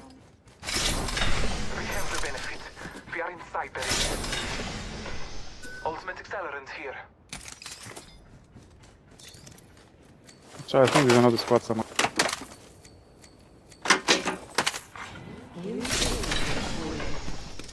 Marking our surroundings. Attention. Crafting. Feels good to make stuff. Careful, you kill leader. First blood. That's one way to find out you're the prey. Sting the cargo bot.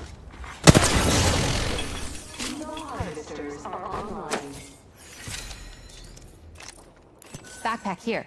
Level 2. Scavenge the vault key. I could use that.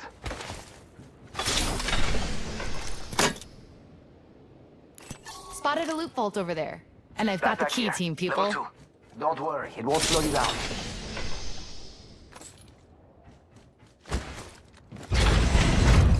Marking our surroundings. Enemies in your direction. A lead to our enemy. Let us follow it.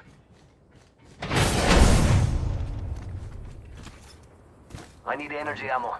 Warning. In progress. We are inside. Shotgun bolt here. Level 2. Standard stock here. Level energy ammo here.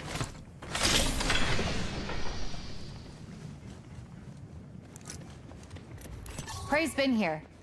tracks look panicked. I've grabbed my upgrade, team people.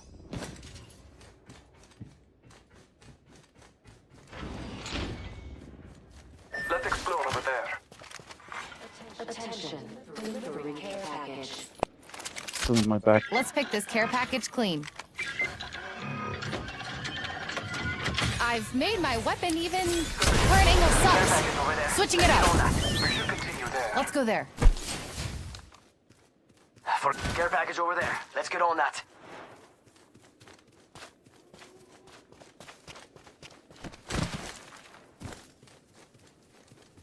You don't want to go fight them? I want to pick Euro, if I can get it.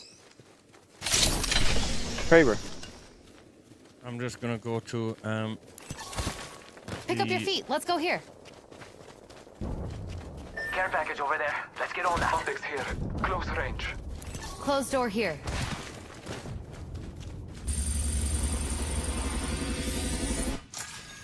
Bolts open. My squad people. Marking our surroundings.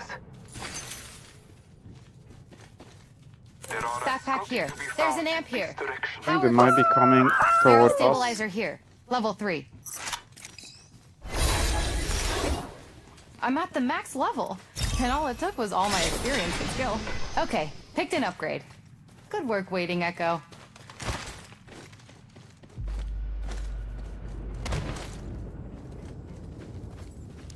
How are you level 3 of? I need a backpack. What? How are you level 3 already? Because I got a care package.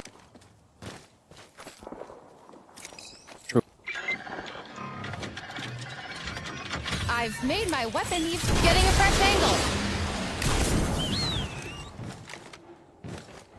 Sniper ammo here.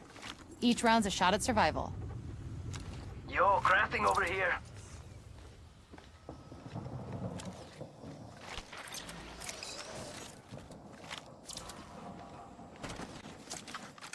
Hells yeah, half the squads are My toast. weapon has been enhanced.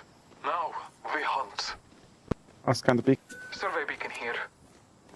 Echo's got an angle. Moving there. Let's go that way. Let's go there. Mira, Prey in check that sight. out. Adjust your scopes. They're far. Never mind.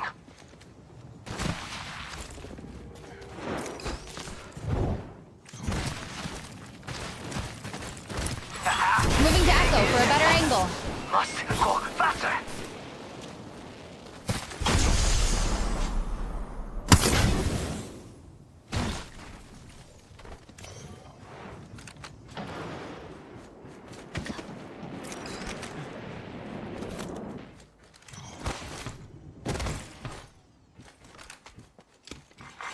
Kill leader eliminated. Shout, they're around. I can't see. Well, they were on the other side, they were on the left, right? Yeah. Current angle sucks. They might rotate here. Switching it up. We're only 2.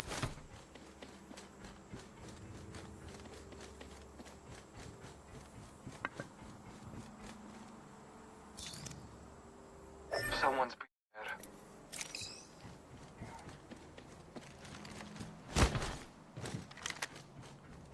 Nice, weapons enhanced.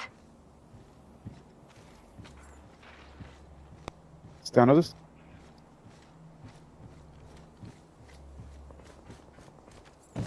Prey over there. You can kill. Don't spook them. You saw them? No, no. I then. Round 2. Beginning ring countdown.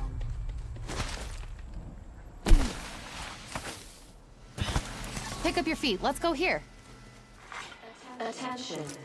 Yeah, some people were here. Prey's been here. Traps They went on the Yo, left. replicators coming in for a landing.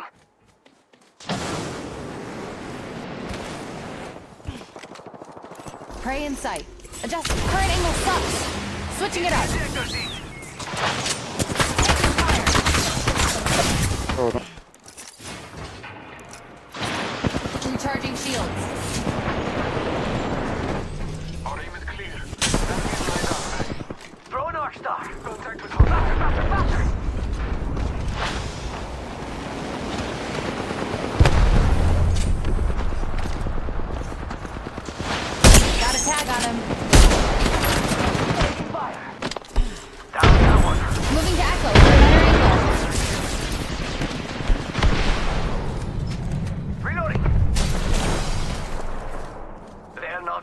out from that. Mark, over there. Another squad. Yo, cracked an enemy shield. Frag out! Frag out! Charging on my shields. Launching. Spray squad is here. One below us. Taking fire! Yo, cracked an enemy shield. Frag out. Charging on my shields. Starting to burn stage. Father, give me some. Throwing thermite. Hitting the escape button. Taking fire. Charging on my shields. Broken it. This way. Grenade Time to set. hunt, little guy. Warning. Ring movement in progress. We're already in the ring. Just try and hide with that shiny tag on you. Marking our surroundings. Somebody below us. Healing my wounds. Oh, I'm hit. Yo, Brandon, Care package being Target delivered. here. yo, we should def check out that care package. Getting shot at. Ha! Hitting the escape button.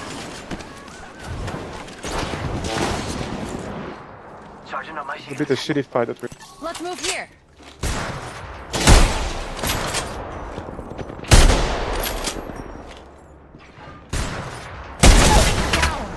That's on me. They shot me together. Your time is not over yet. They're pushing us, I think.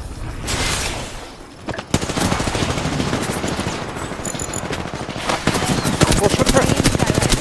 Taking fire. Oh, there's one more. Nice try. Challenged the wrong person.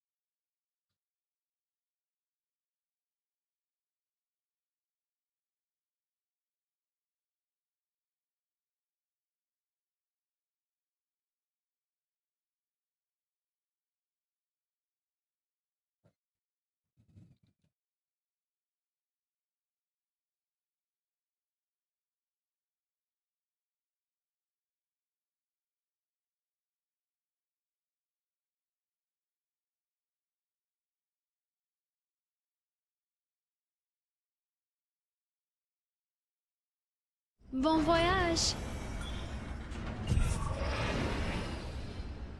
Fly like an arrow.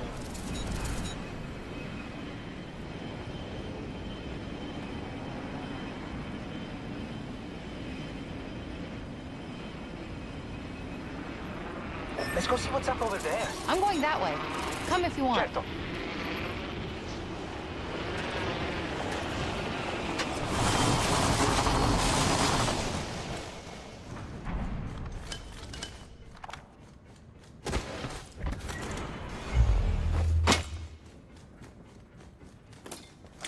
Setting a tracker.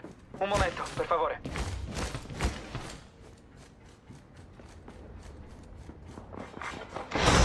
Target scanned and tracked. Checking a thermite grenade. Wow, first blood. Imagine passing out before even taking a sip. Sniper stock here. Level 3.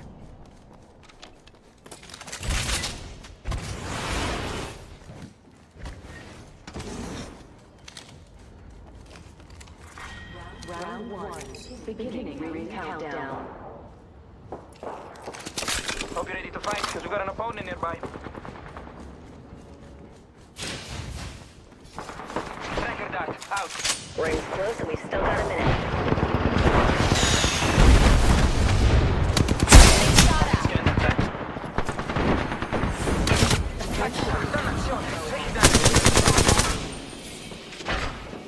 45 seconds until the race. Shield. Yep, just push button. Launching to a new angle. Again. That's how I'm stuck.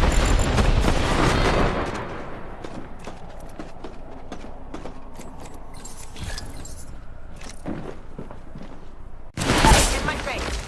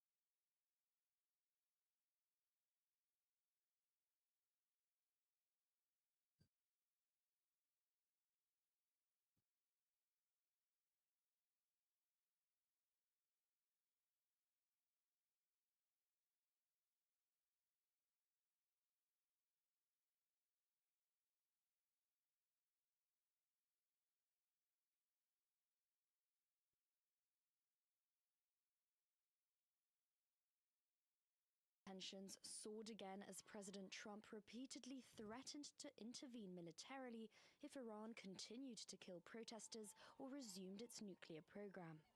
Well, I told him two things. Number one, no nuclear. And number two, stop killing protesters. This came as the US deployed its biggest military presence to the Middle East in years, sending thousands of troops, aircrafts, and warships to the region, a pressure campaign to force Tehran to abandon its nuclear and ballistic missile agenda. We have a lot of very big, very powerful ships sailing to Iran right now, and it would be great if we didn't have to use them. In early February, indirect talks mediated by Oman began in Geneva to curb Tehran's nuclear program, despite a third round of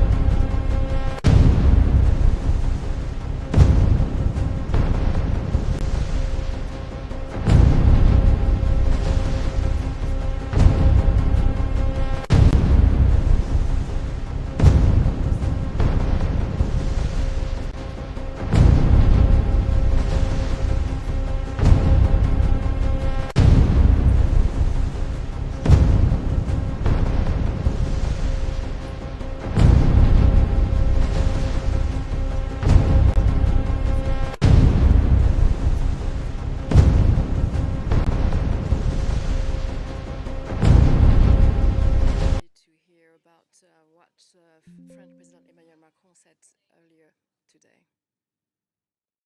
The outbreak of war between the United States, Israel, and Iran carries grave consequences for international peace and security. At this decisive moment, every measure is being taken to ensure the security of our national.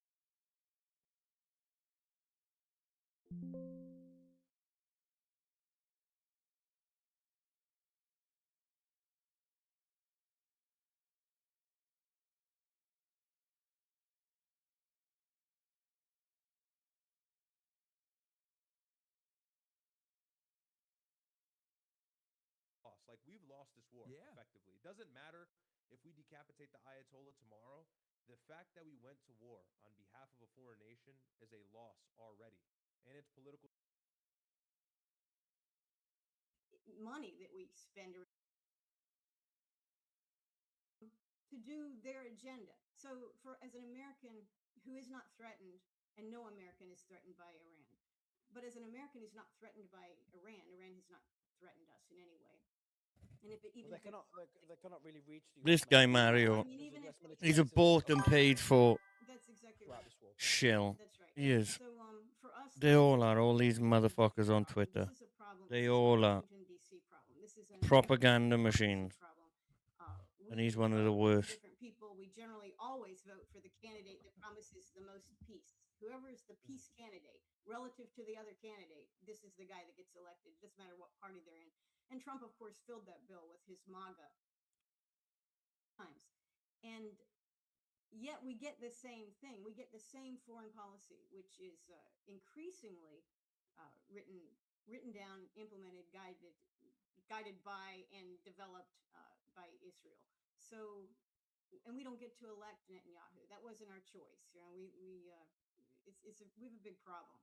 And I think the rest of the world actually sees this pretty clearly. Americans are beginning to see this clearly, but you know, it's not really a mystery.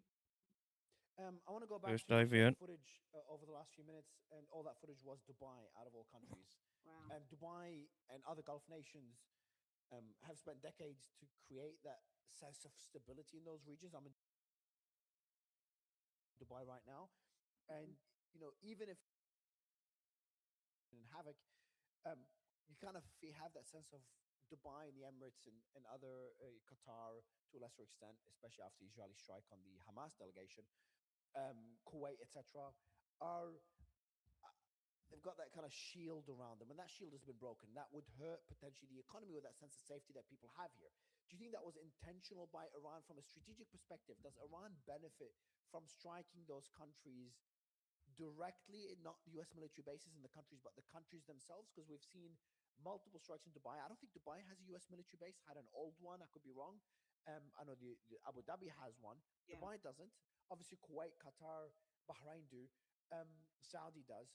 And Saudi's responded pretty aggressively. Saudi said we're joining the war, not to strike Iran, but opening up our airspace for Israel and the US and sharing intelligence with the US and Israel. So first, would it make strategic sense for Iran to strike those countries directly?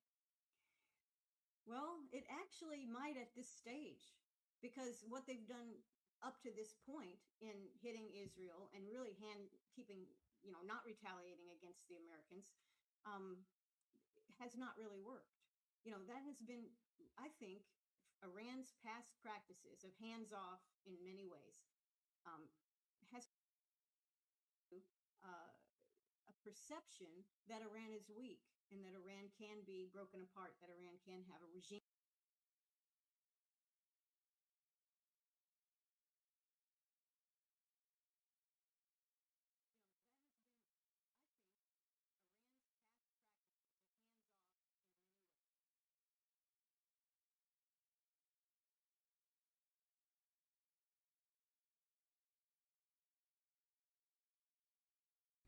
Hello guys.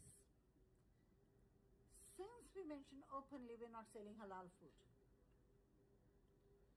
some of inbreeds, they have an issue.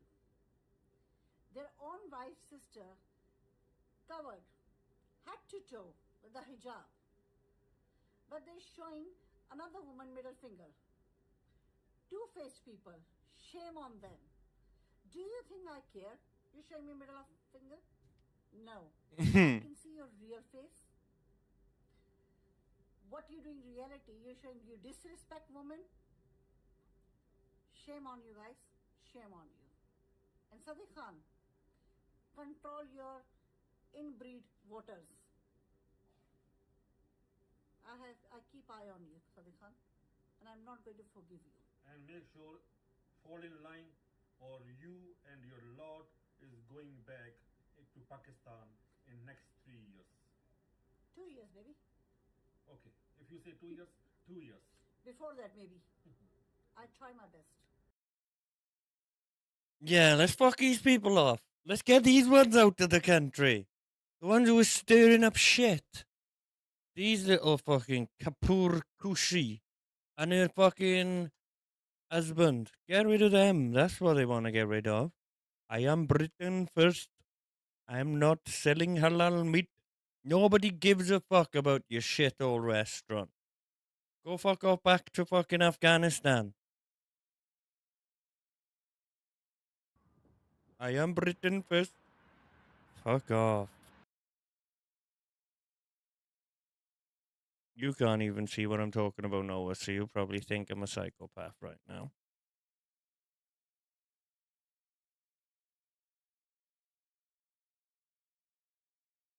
Or you might be asleep. Well, no, tell it. If you're asleep, and happy days.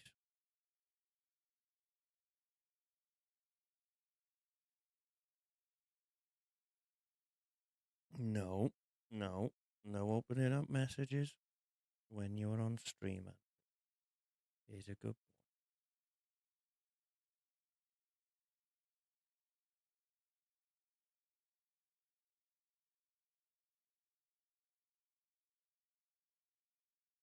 Fuck's a suicide drone? Doesn't that mean something dies? There's nobody in there, so how can they commit suicide?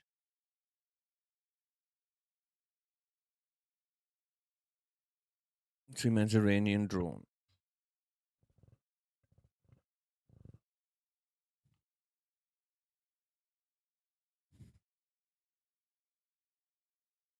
That's confusing. That's confusing.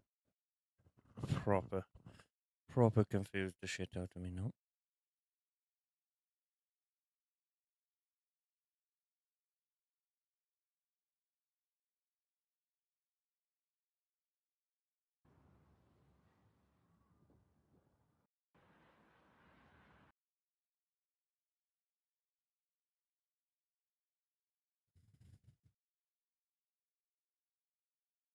This morning, the United States and Israel struck targets in Iran. Iran has since launched indiscriminate strikes across the region. I know the British people and communicators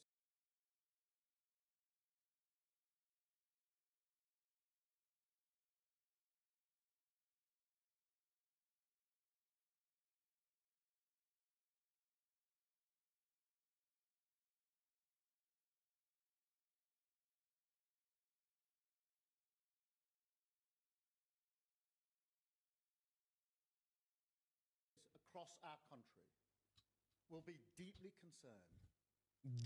concerned for security and stability, and for the fate of innocent people across the region, which for so many of us includes friends and family members. So whilst the situation is evolving very quickly, I want to set out our response. The United Kingdom played no role in these strikes, but we have long been clear. The regime in Iran is utterly abhorrent. They have murdered thousands of their own people, brutally crushed dissent, and sought to destabilize the region. Even in the United Kingdom, the Iranian regime poses a direct threat to dissidents and to the Jewish community. Over the last year alone, they have backed more than 20 potentially lethal attacks on UK soil. So it is clear They must never be allowed to develop a nuclear weapon. That remains the primary aim of the United Kingdom and our allies, including the US. I condemn Iran's attacks today on partners across the region. Hang on.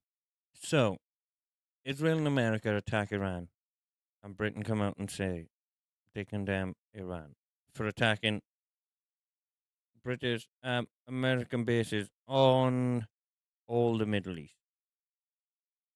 Am I right in thinking that? Many of which are not parties. I will be back now.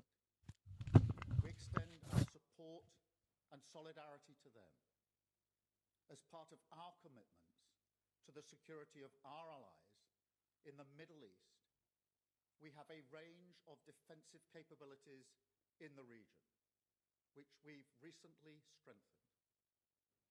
Our forces are active, and British planes are in the sky today as part of coordinated regional defensive operations to protect our people, our interests, and our allies, as Britain has done before, in line with international law. We've stepped up protections for British bases and personnel to their highest level. We are also reaching out to UK nationals in the region and doing everything we can to support them.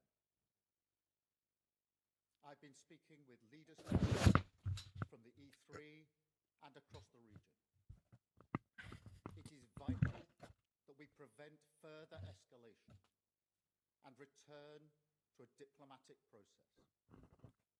We want to see peace and security and the protection of civilian life. Iran can end this now.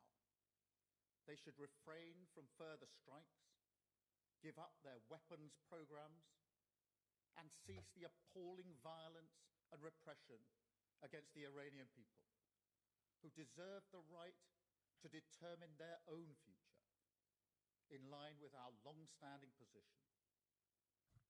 This is the route to de-escalation and back to the negotiating table.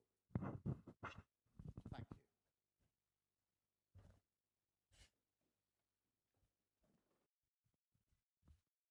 Worst person in the world to have in charge of it.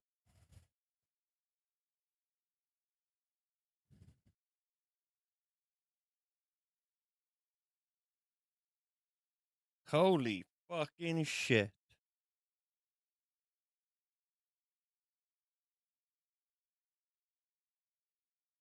Yeah, know it. Is that really Jim Carrey?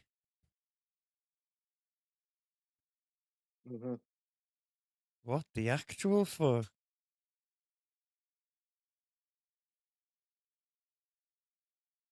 And he's supposed to be all enlightened, all understanding of the self. Yet why is he projecting these insecurities? It doesn't even different eyes.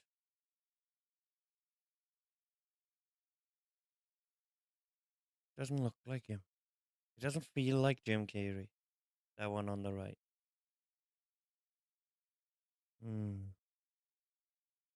Very peculiar.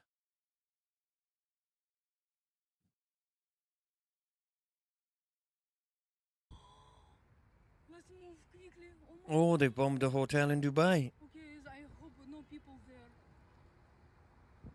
Quickly. Let's move quickly. Oh my god.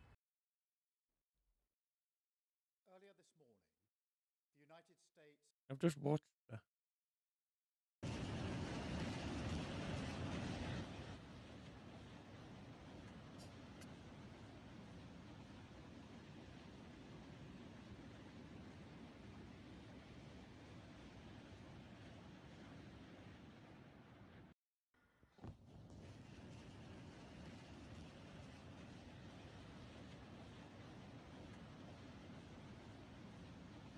That's crazy.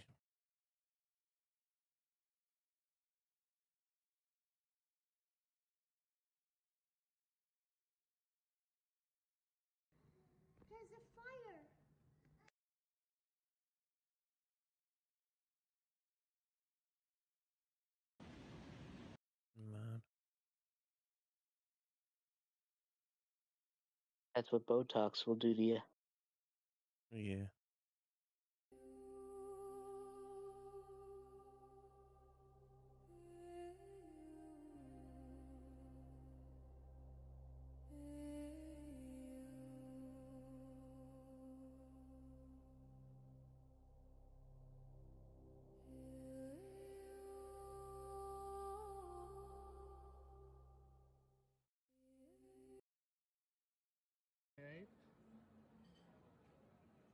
This is Dubai Mall, 6 p.m., clear skies.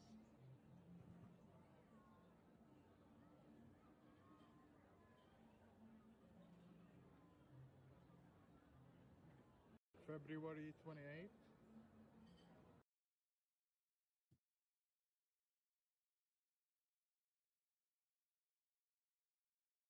Marijuana doesn't create emotions. It amplifies what's already there.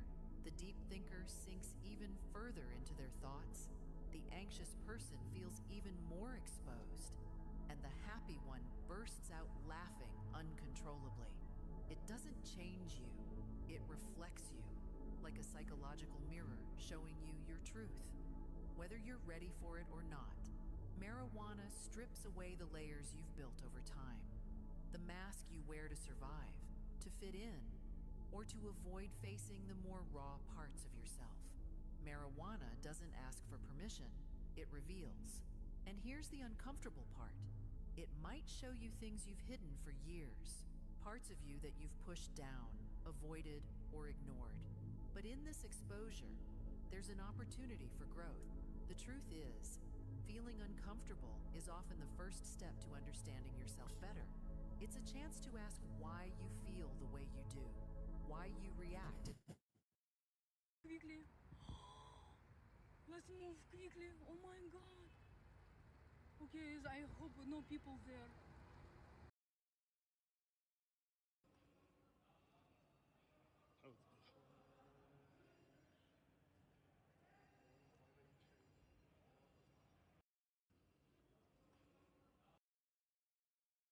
Right now it's 3:39 p.m. in Dubai. Almost 6:45 in New York City. That's Burj Khalifa right there. It isn't being evacuated. I just got a haircut at Dubai Mall right there. Everyone is just lying about everything. Stop believing the media, fam. Turn on noties. I'll be posting live updates. And again, don't believe everything that you hear in the media.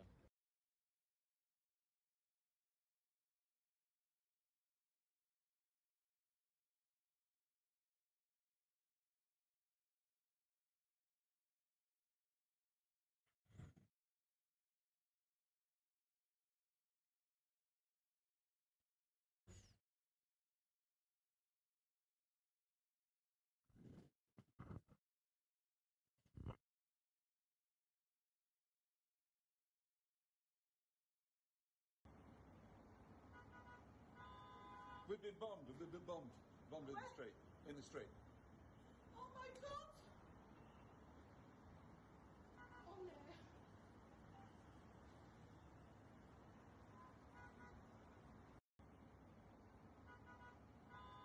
We've been bombed. We've been bombed.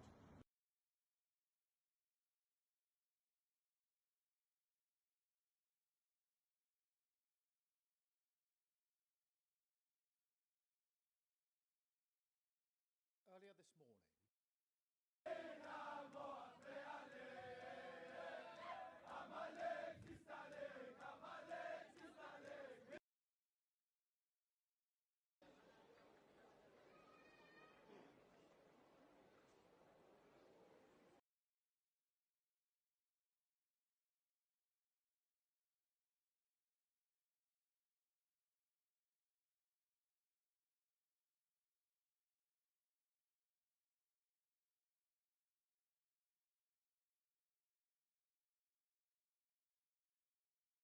Yeah, that's all well and good seeing that from behind a computer desk.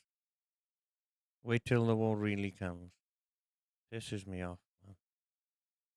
All the Billy Bollocks on the fucking line. the Tate breed. That's what I call it.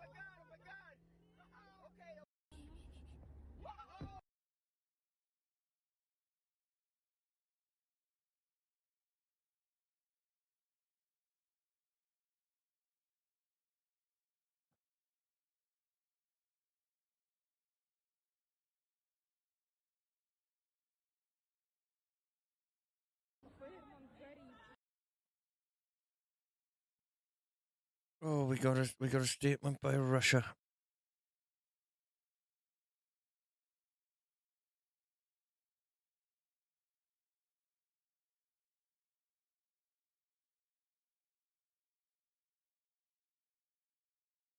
Mm. It's right.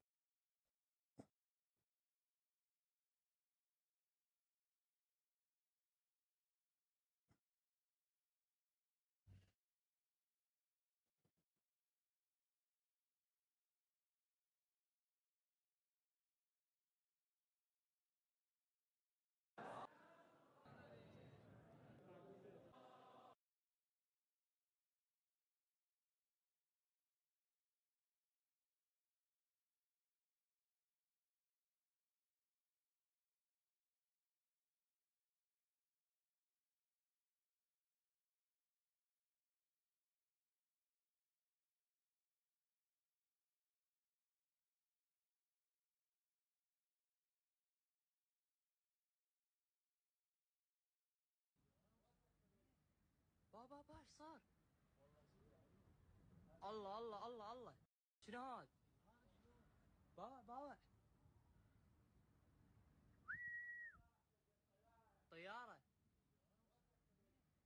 بابا باش صار الله الله الله الله شنو هاد بابا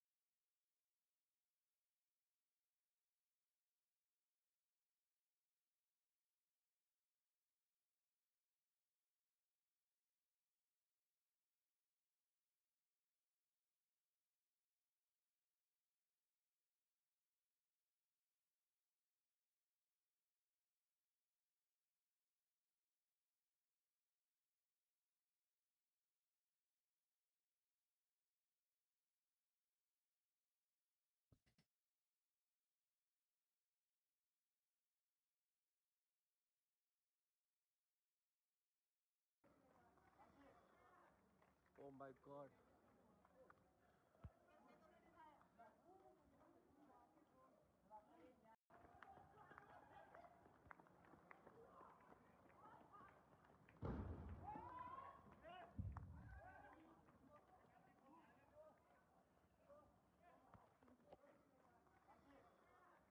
Oh my god.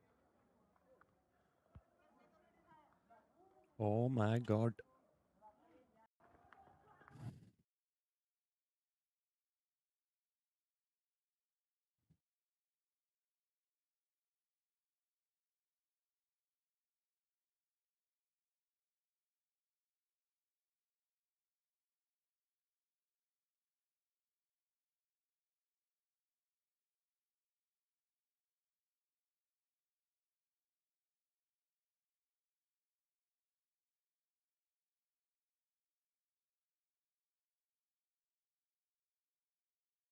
ترین موشک هامون رو خواهیم زد. اون چیزی رو که تا الان رو نکردیم و به قول ما بچه ایرانی ها تو آب نمک خوابوندیم، اونها رو هم این روزا رو خواهیم کرد. ترامپ بداند ما برای اینکه سالها با شما بجنگیم. Brace yourself. The propaganda is coming.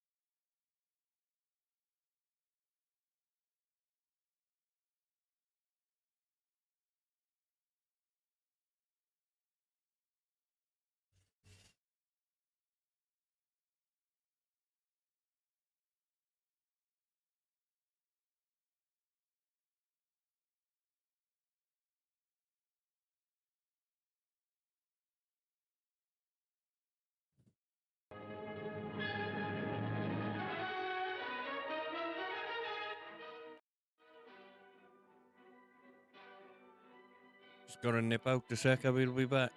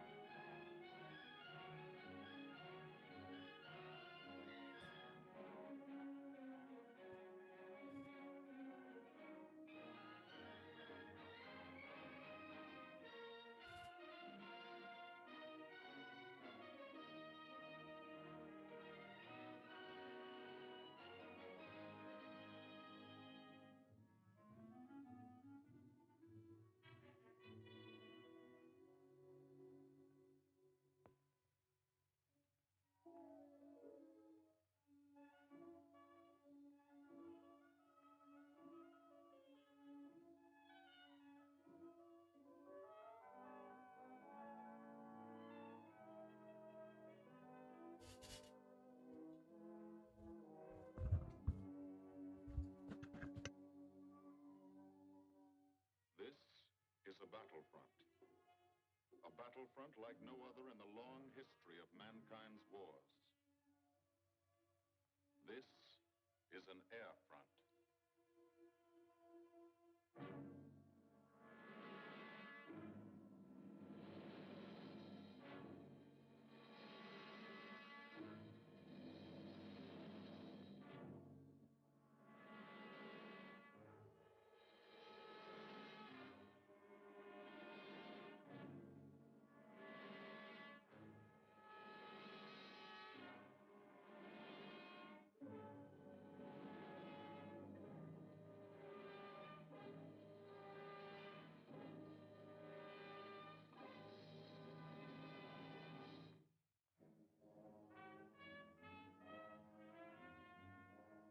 The working day begins, as it will end, with the ground crews, as much a part of the fortress as her wings.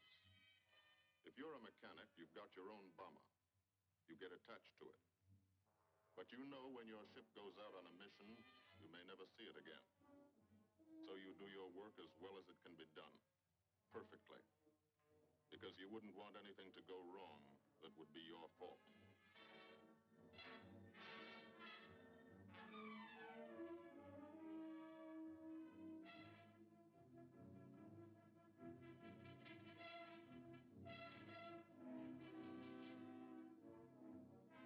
Today, the bombs will be taken from these bomb dumps somewhere in England and delivered to specific points in Wilhelmshaven, Germany.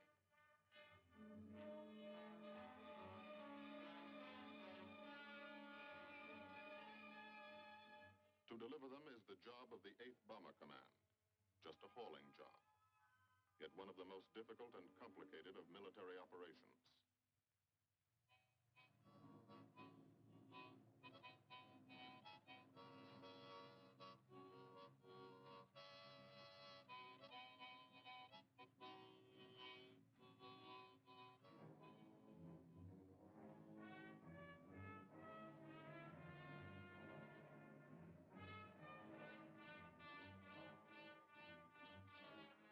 General purpose demolition bombs. Impact velocity as high as 750 miles an hour. Pierce 5 inches of armor plate. Destroy a factory.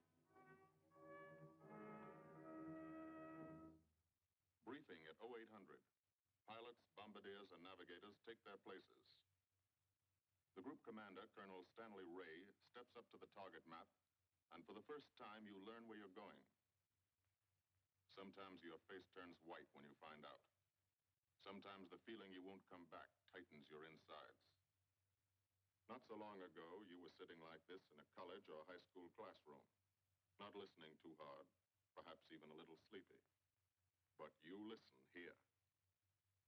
And as you listen, you don't have time to think of yourself. Fear fades. You concentrate on the mission. Type of formation. Assembly point. 0 hour. Route to target. Weather. Enemy fighters. Enemy flak. Route back home. If forced down in enemy territory, destroy equipment. If taken prisoner, give no information. Name, rank, and serial number. That's all.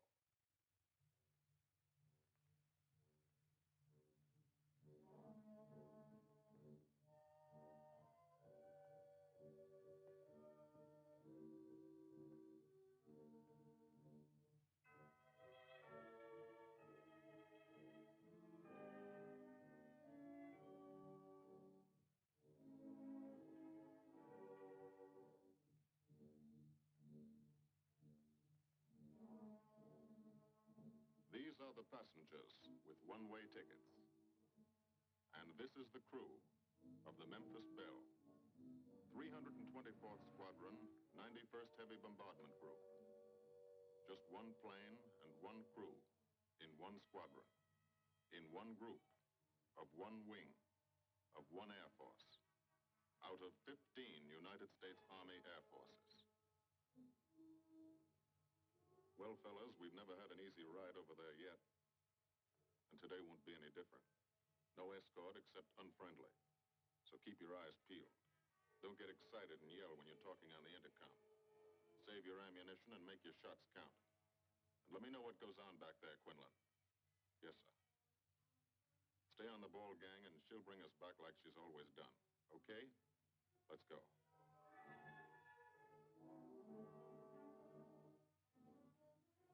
They have completed 24 missions in this, the toughest theater of air war, the big league of sky fighting. Their experience is priceless. And so, if the Memphis Belle comes back this afternoon, they will be sent to bring the vital lessons they have learned to thousands of aircrew men in training at home. Home is America.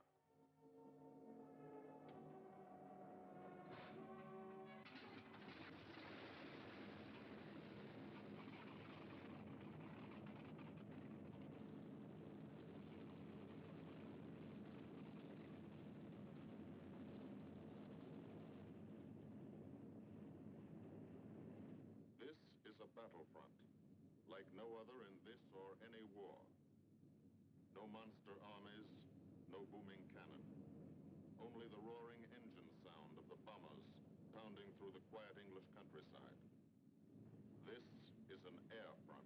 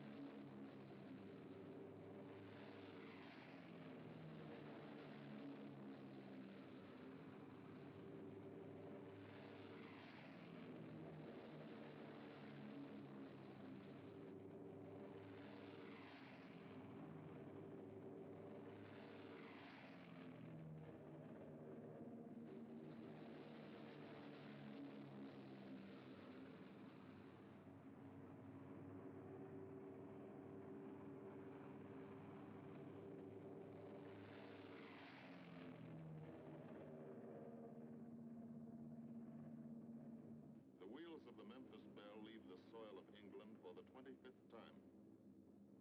The friendly soil of England, with its ordered farms and rural hamlets, its country estates surrounded by formal gardens and well-kept parks. The England these Americans knew only from the classics they had to read in school. The England of the towns and cities, whose people have defended their island's freedom for over 1,000 years.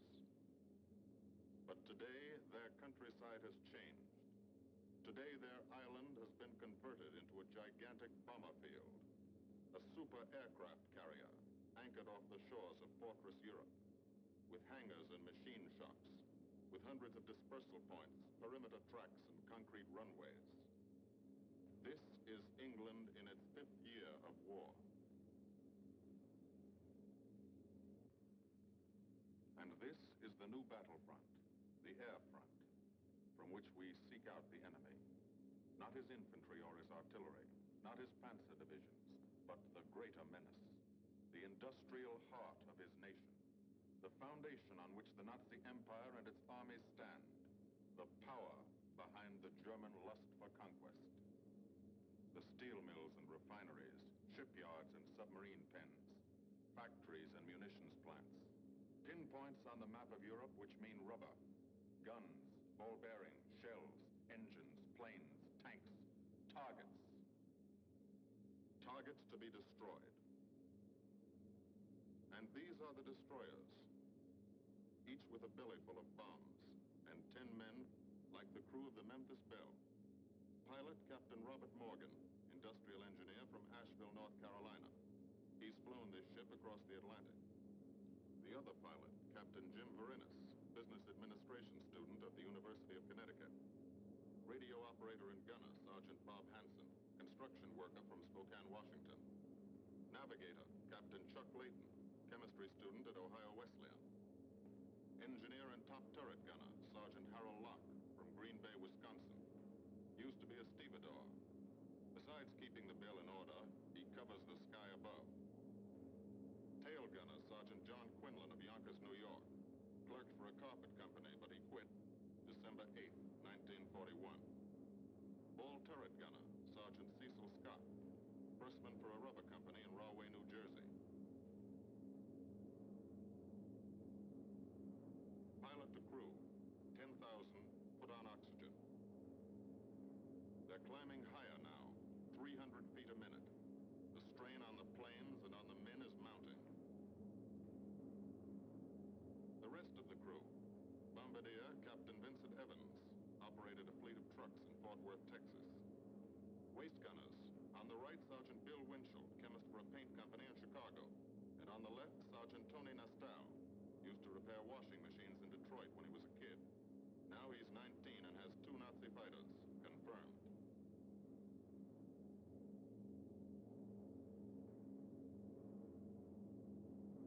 It takes all of a pilot's strength to keep a 30-ton fortress in tight formation. But the formation is the bomber's best defense against enemy fighters. The planes are deployed to uncover every gun, stepped up and down, echelon to the right and left, arranged to overcome the danger of gunners firing into friendly ships, arranged so concentrated cones of fire from the caliber 50 machine guns cover the sky for 1,000 yards in every direction.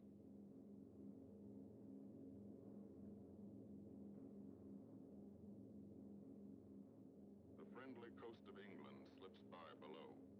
It doesn't look like much now, but in a few hours when you come back, if you come back, this will be the most beautiful view in the world. Higher and higher, climbing to reach your best operational altitude, 25,000 feet, 5 miles straight up. So high you can't be seen from the ground with the naked eye. So high that after 1 minute without oxygen, you lose consciousness. After 20 minutes, you're dead.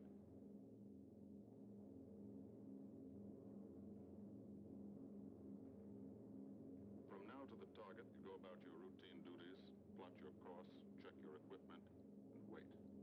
And think. Higher and colder. Temperature 40 degrees, below zero. Take off your glove and you lose some fingers. You look out at the strange world beyond. Reflections in plexiglass, like nothing you ever saw before, outside of a dream.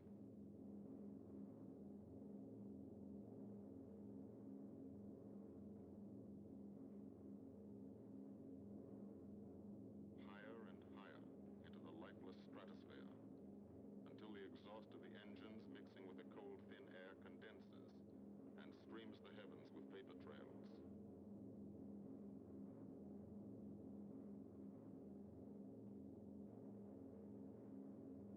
To the men in the ships, they're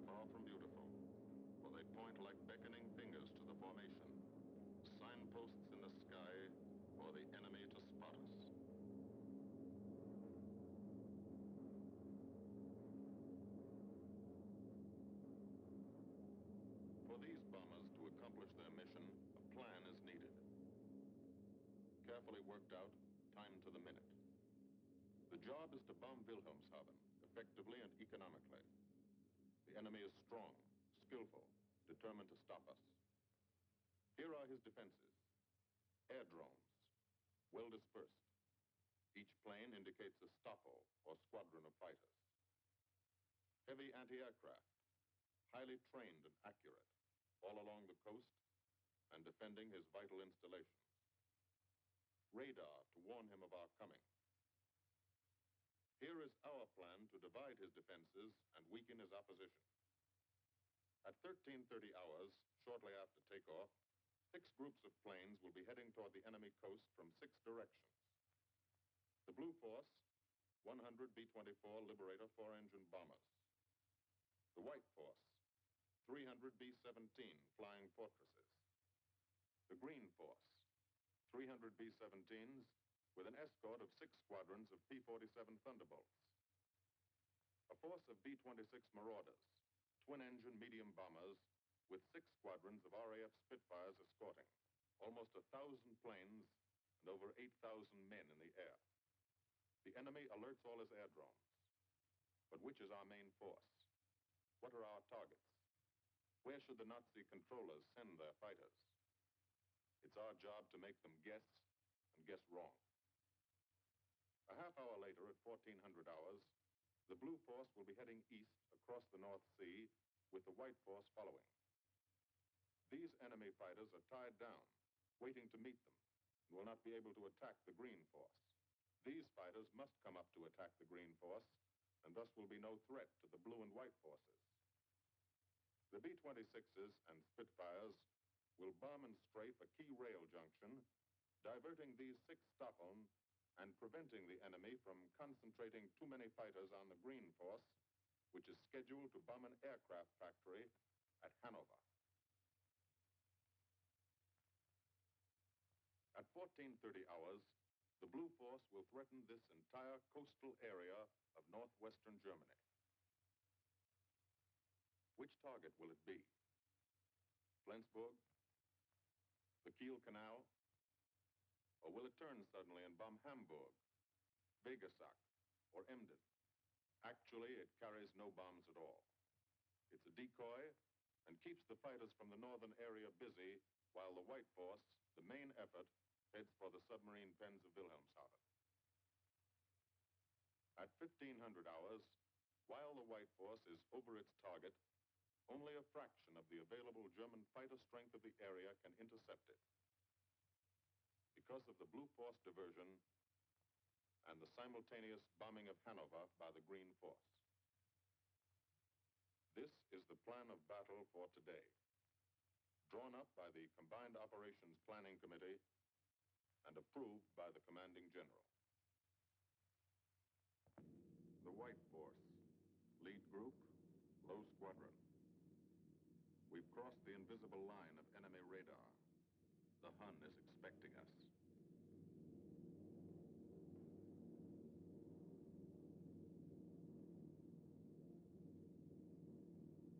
Steel helmets go on. Watchful eyes strain. Tight formations are held tighter still. Tense gunners more alert because here it comes. The enemy coast. From up here, it looks the same as any other. Houses, roads, green fields, factories, waterways.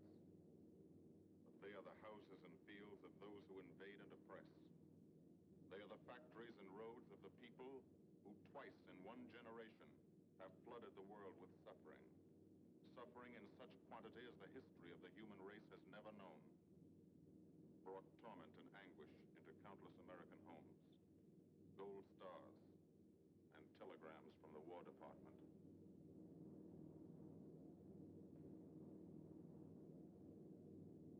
The first plaque, just harmless-looking, silent puffs of smoke. Only each puff is a shell exploding, throwing shrapnel around the sky.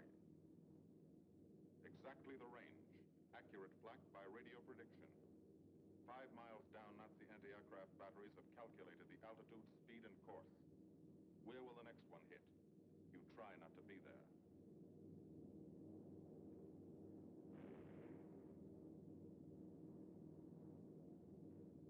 Docks and submarine pens of Wilhelmshaven. Approach to the target starts. No smoke screen can protect it.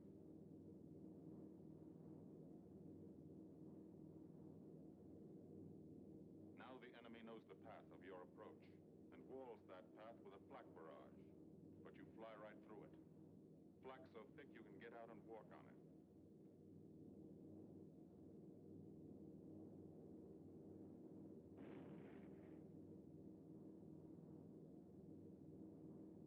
Morgan changes course every 15 seconds. Evasive action to confuse the flak batteries. Bomb site set for correct altitude and speed. Bomb bay doors open. The bombing run begins. Pilot to Bombardier. Okay, Vin, you've got it.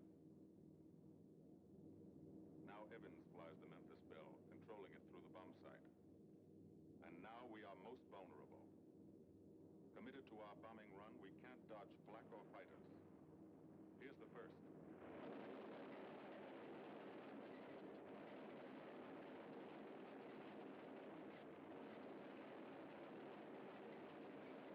Top turret fires at it. Evans must ignore the battle. Crosshairs lined up on target. Adjustments for wind drift made. Two more fighters diving from 9 o'clock. Flak now has the range too. They've hit this port, but he keeps on his bombing run.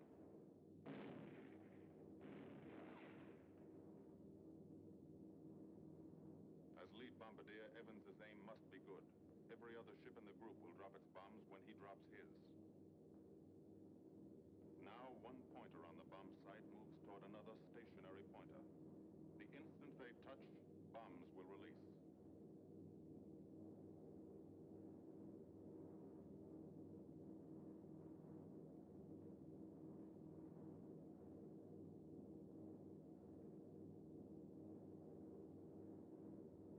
They touch.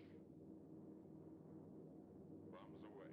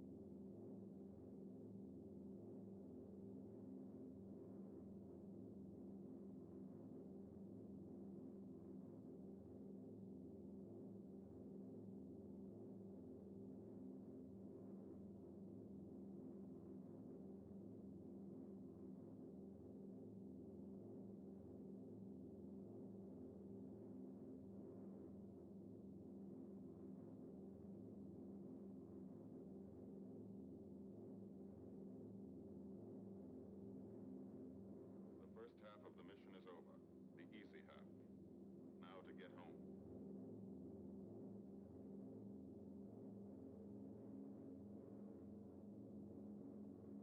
The flak stops. That means fighters out there somewhere. A staffer lurking behind that cloud, or hiding up in the sun where the glare blinds you, and you can't see them, waiting to dive down on you. Fighters at 6 o'clock. This is what a gunner sees. A speck in the sky. That's a fighter. And then a blink. That means he's firing at you. 2,300 rounds a minute.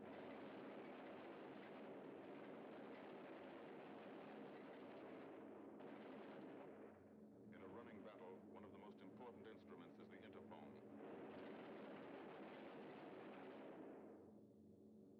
There's 4 of them. 1 o'clock high. They're coming around. Watch.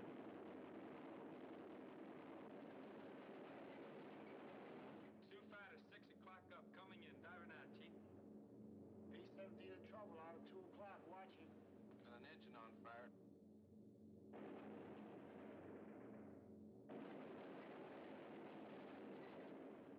There's 2 more diving through the 94th. 3 planes, 9 o'clock, coming around.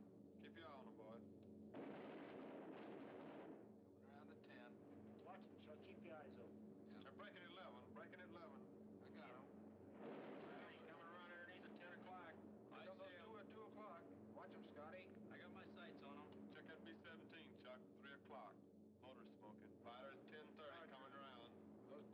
for a lower.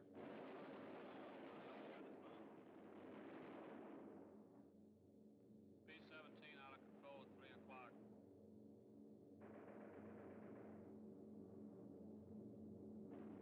Come on, you guys, get out of that plane. Bail out. There's one. He come out of the bomb bay. Yeah, I see him. There's a tail gunner coming out. Watch out for fighters.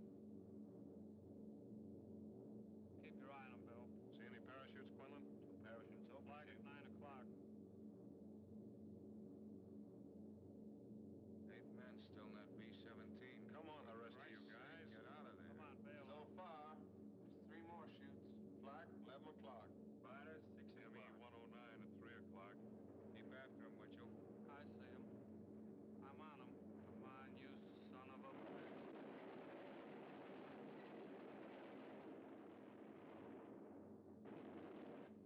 I got him. Quinlan, confirm that fighter. He got him, Chief. Look, he's bailing out. Damn it, don't yell on that intercom. Fighters, 10 o'clock. Watch those 2 at 12, Ben. They're coming in. They're coming in, Scotty. Get that ball turret on him. Save the ammunition as much as possible.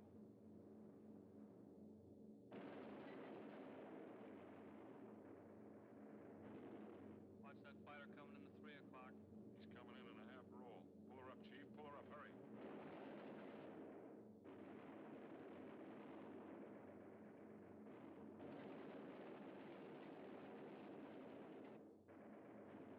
This fortress is hurt. Engine on fire, losing airspeed and altitude. Drifting into the flak, alone and helpless. A straggler. In a minute, Nazi fighters will swarm in like buzzards for the kill. You can watch, but you can't go down to help. You keep your formation.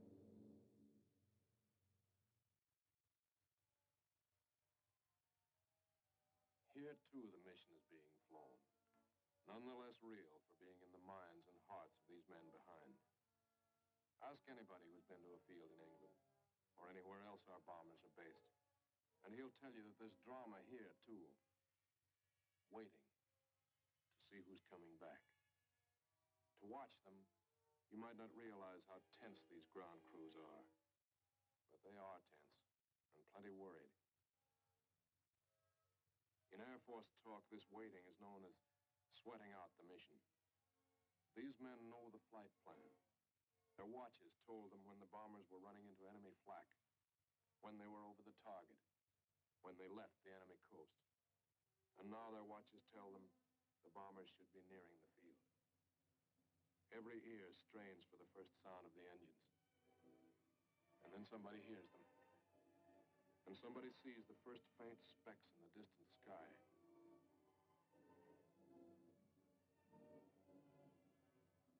Every face turns to see and count. The watchers try to read the numbers on the ships. These planes have priority to land first. The colored flares mean wounded aboard. In the hospital window, these watching men know what that means. They know what it feels like to lie on a bouncing fortress floor for hundreds of miles through the frozen stratosphere in great pain, with the other men in your crew fighting to keep you alive until they hit the field. The field. Home. It'll be okay then. Because there'll be medical care. The best. As soon as the wheels of your plane stop rolling.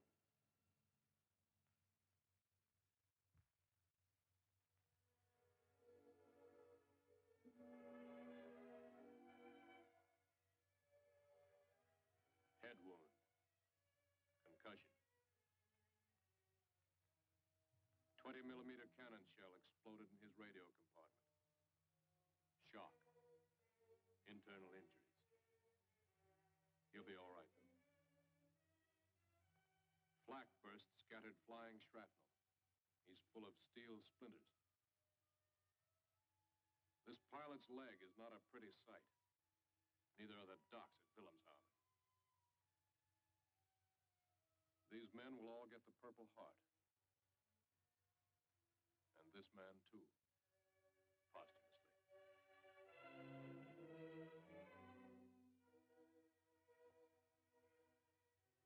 A transfusion right in the plane. This gunner is too weak to be moved.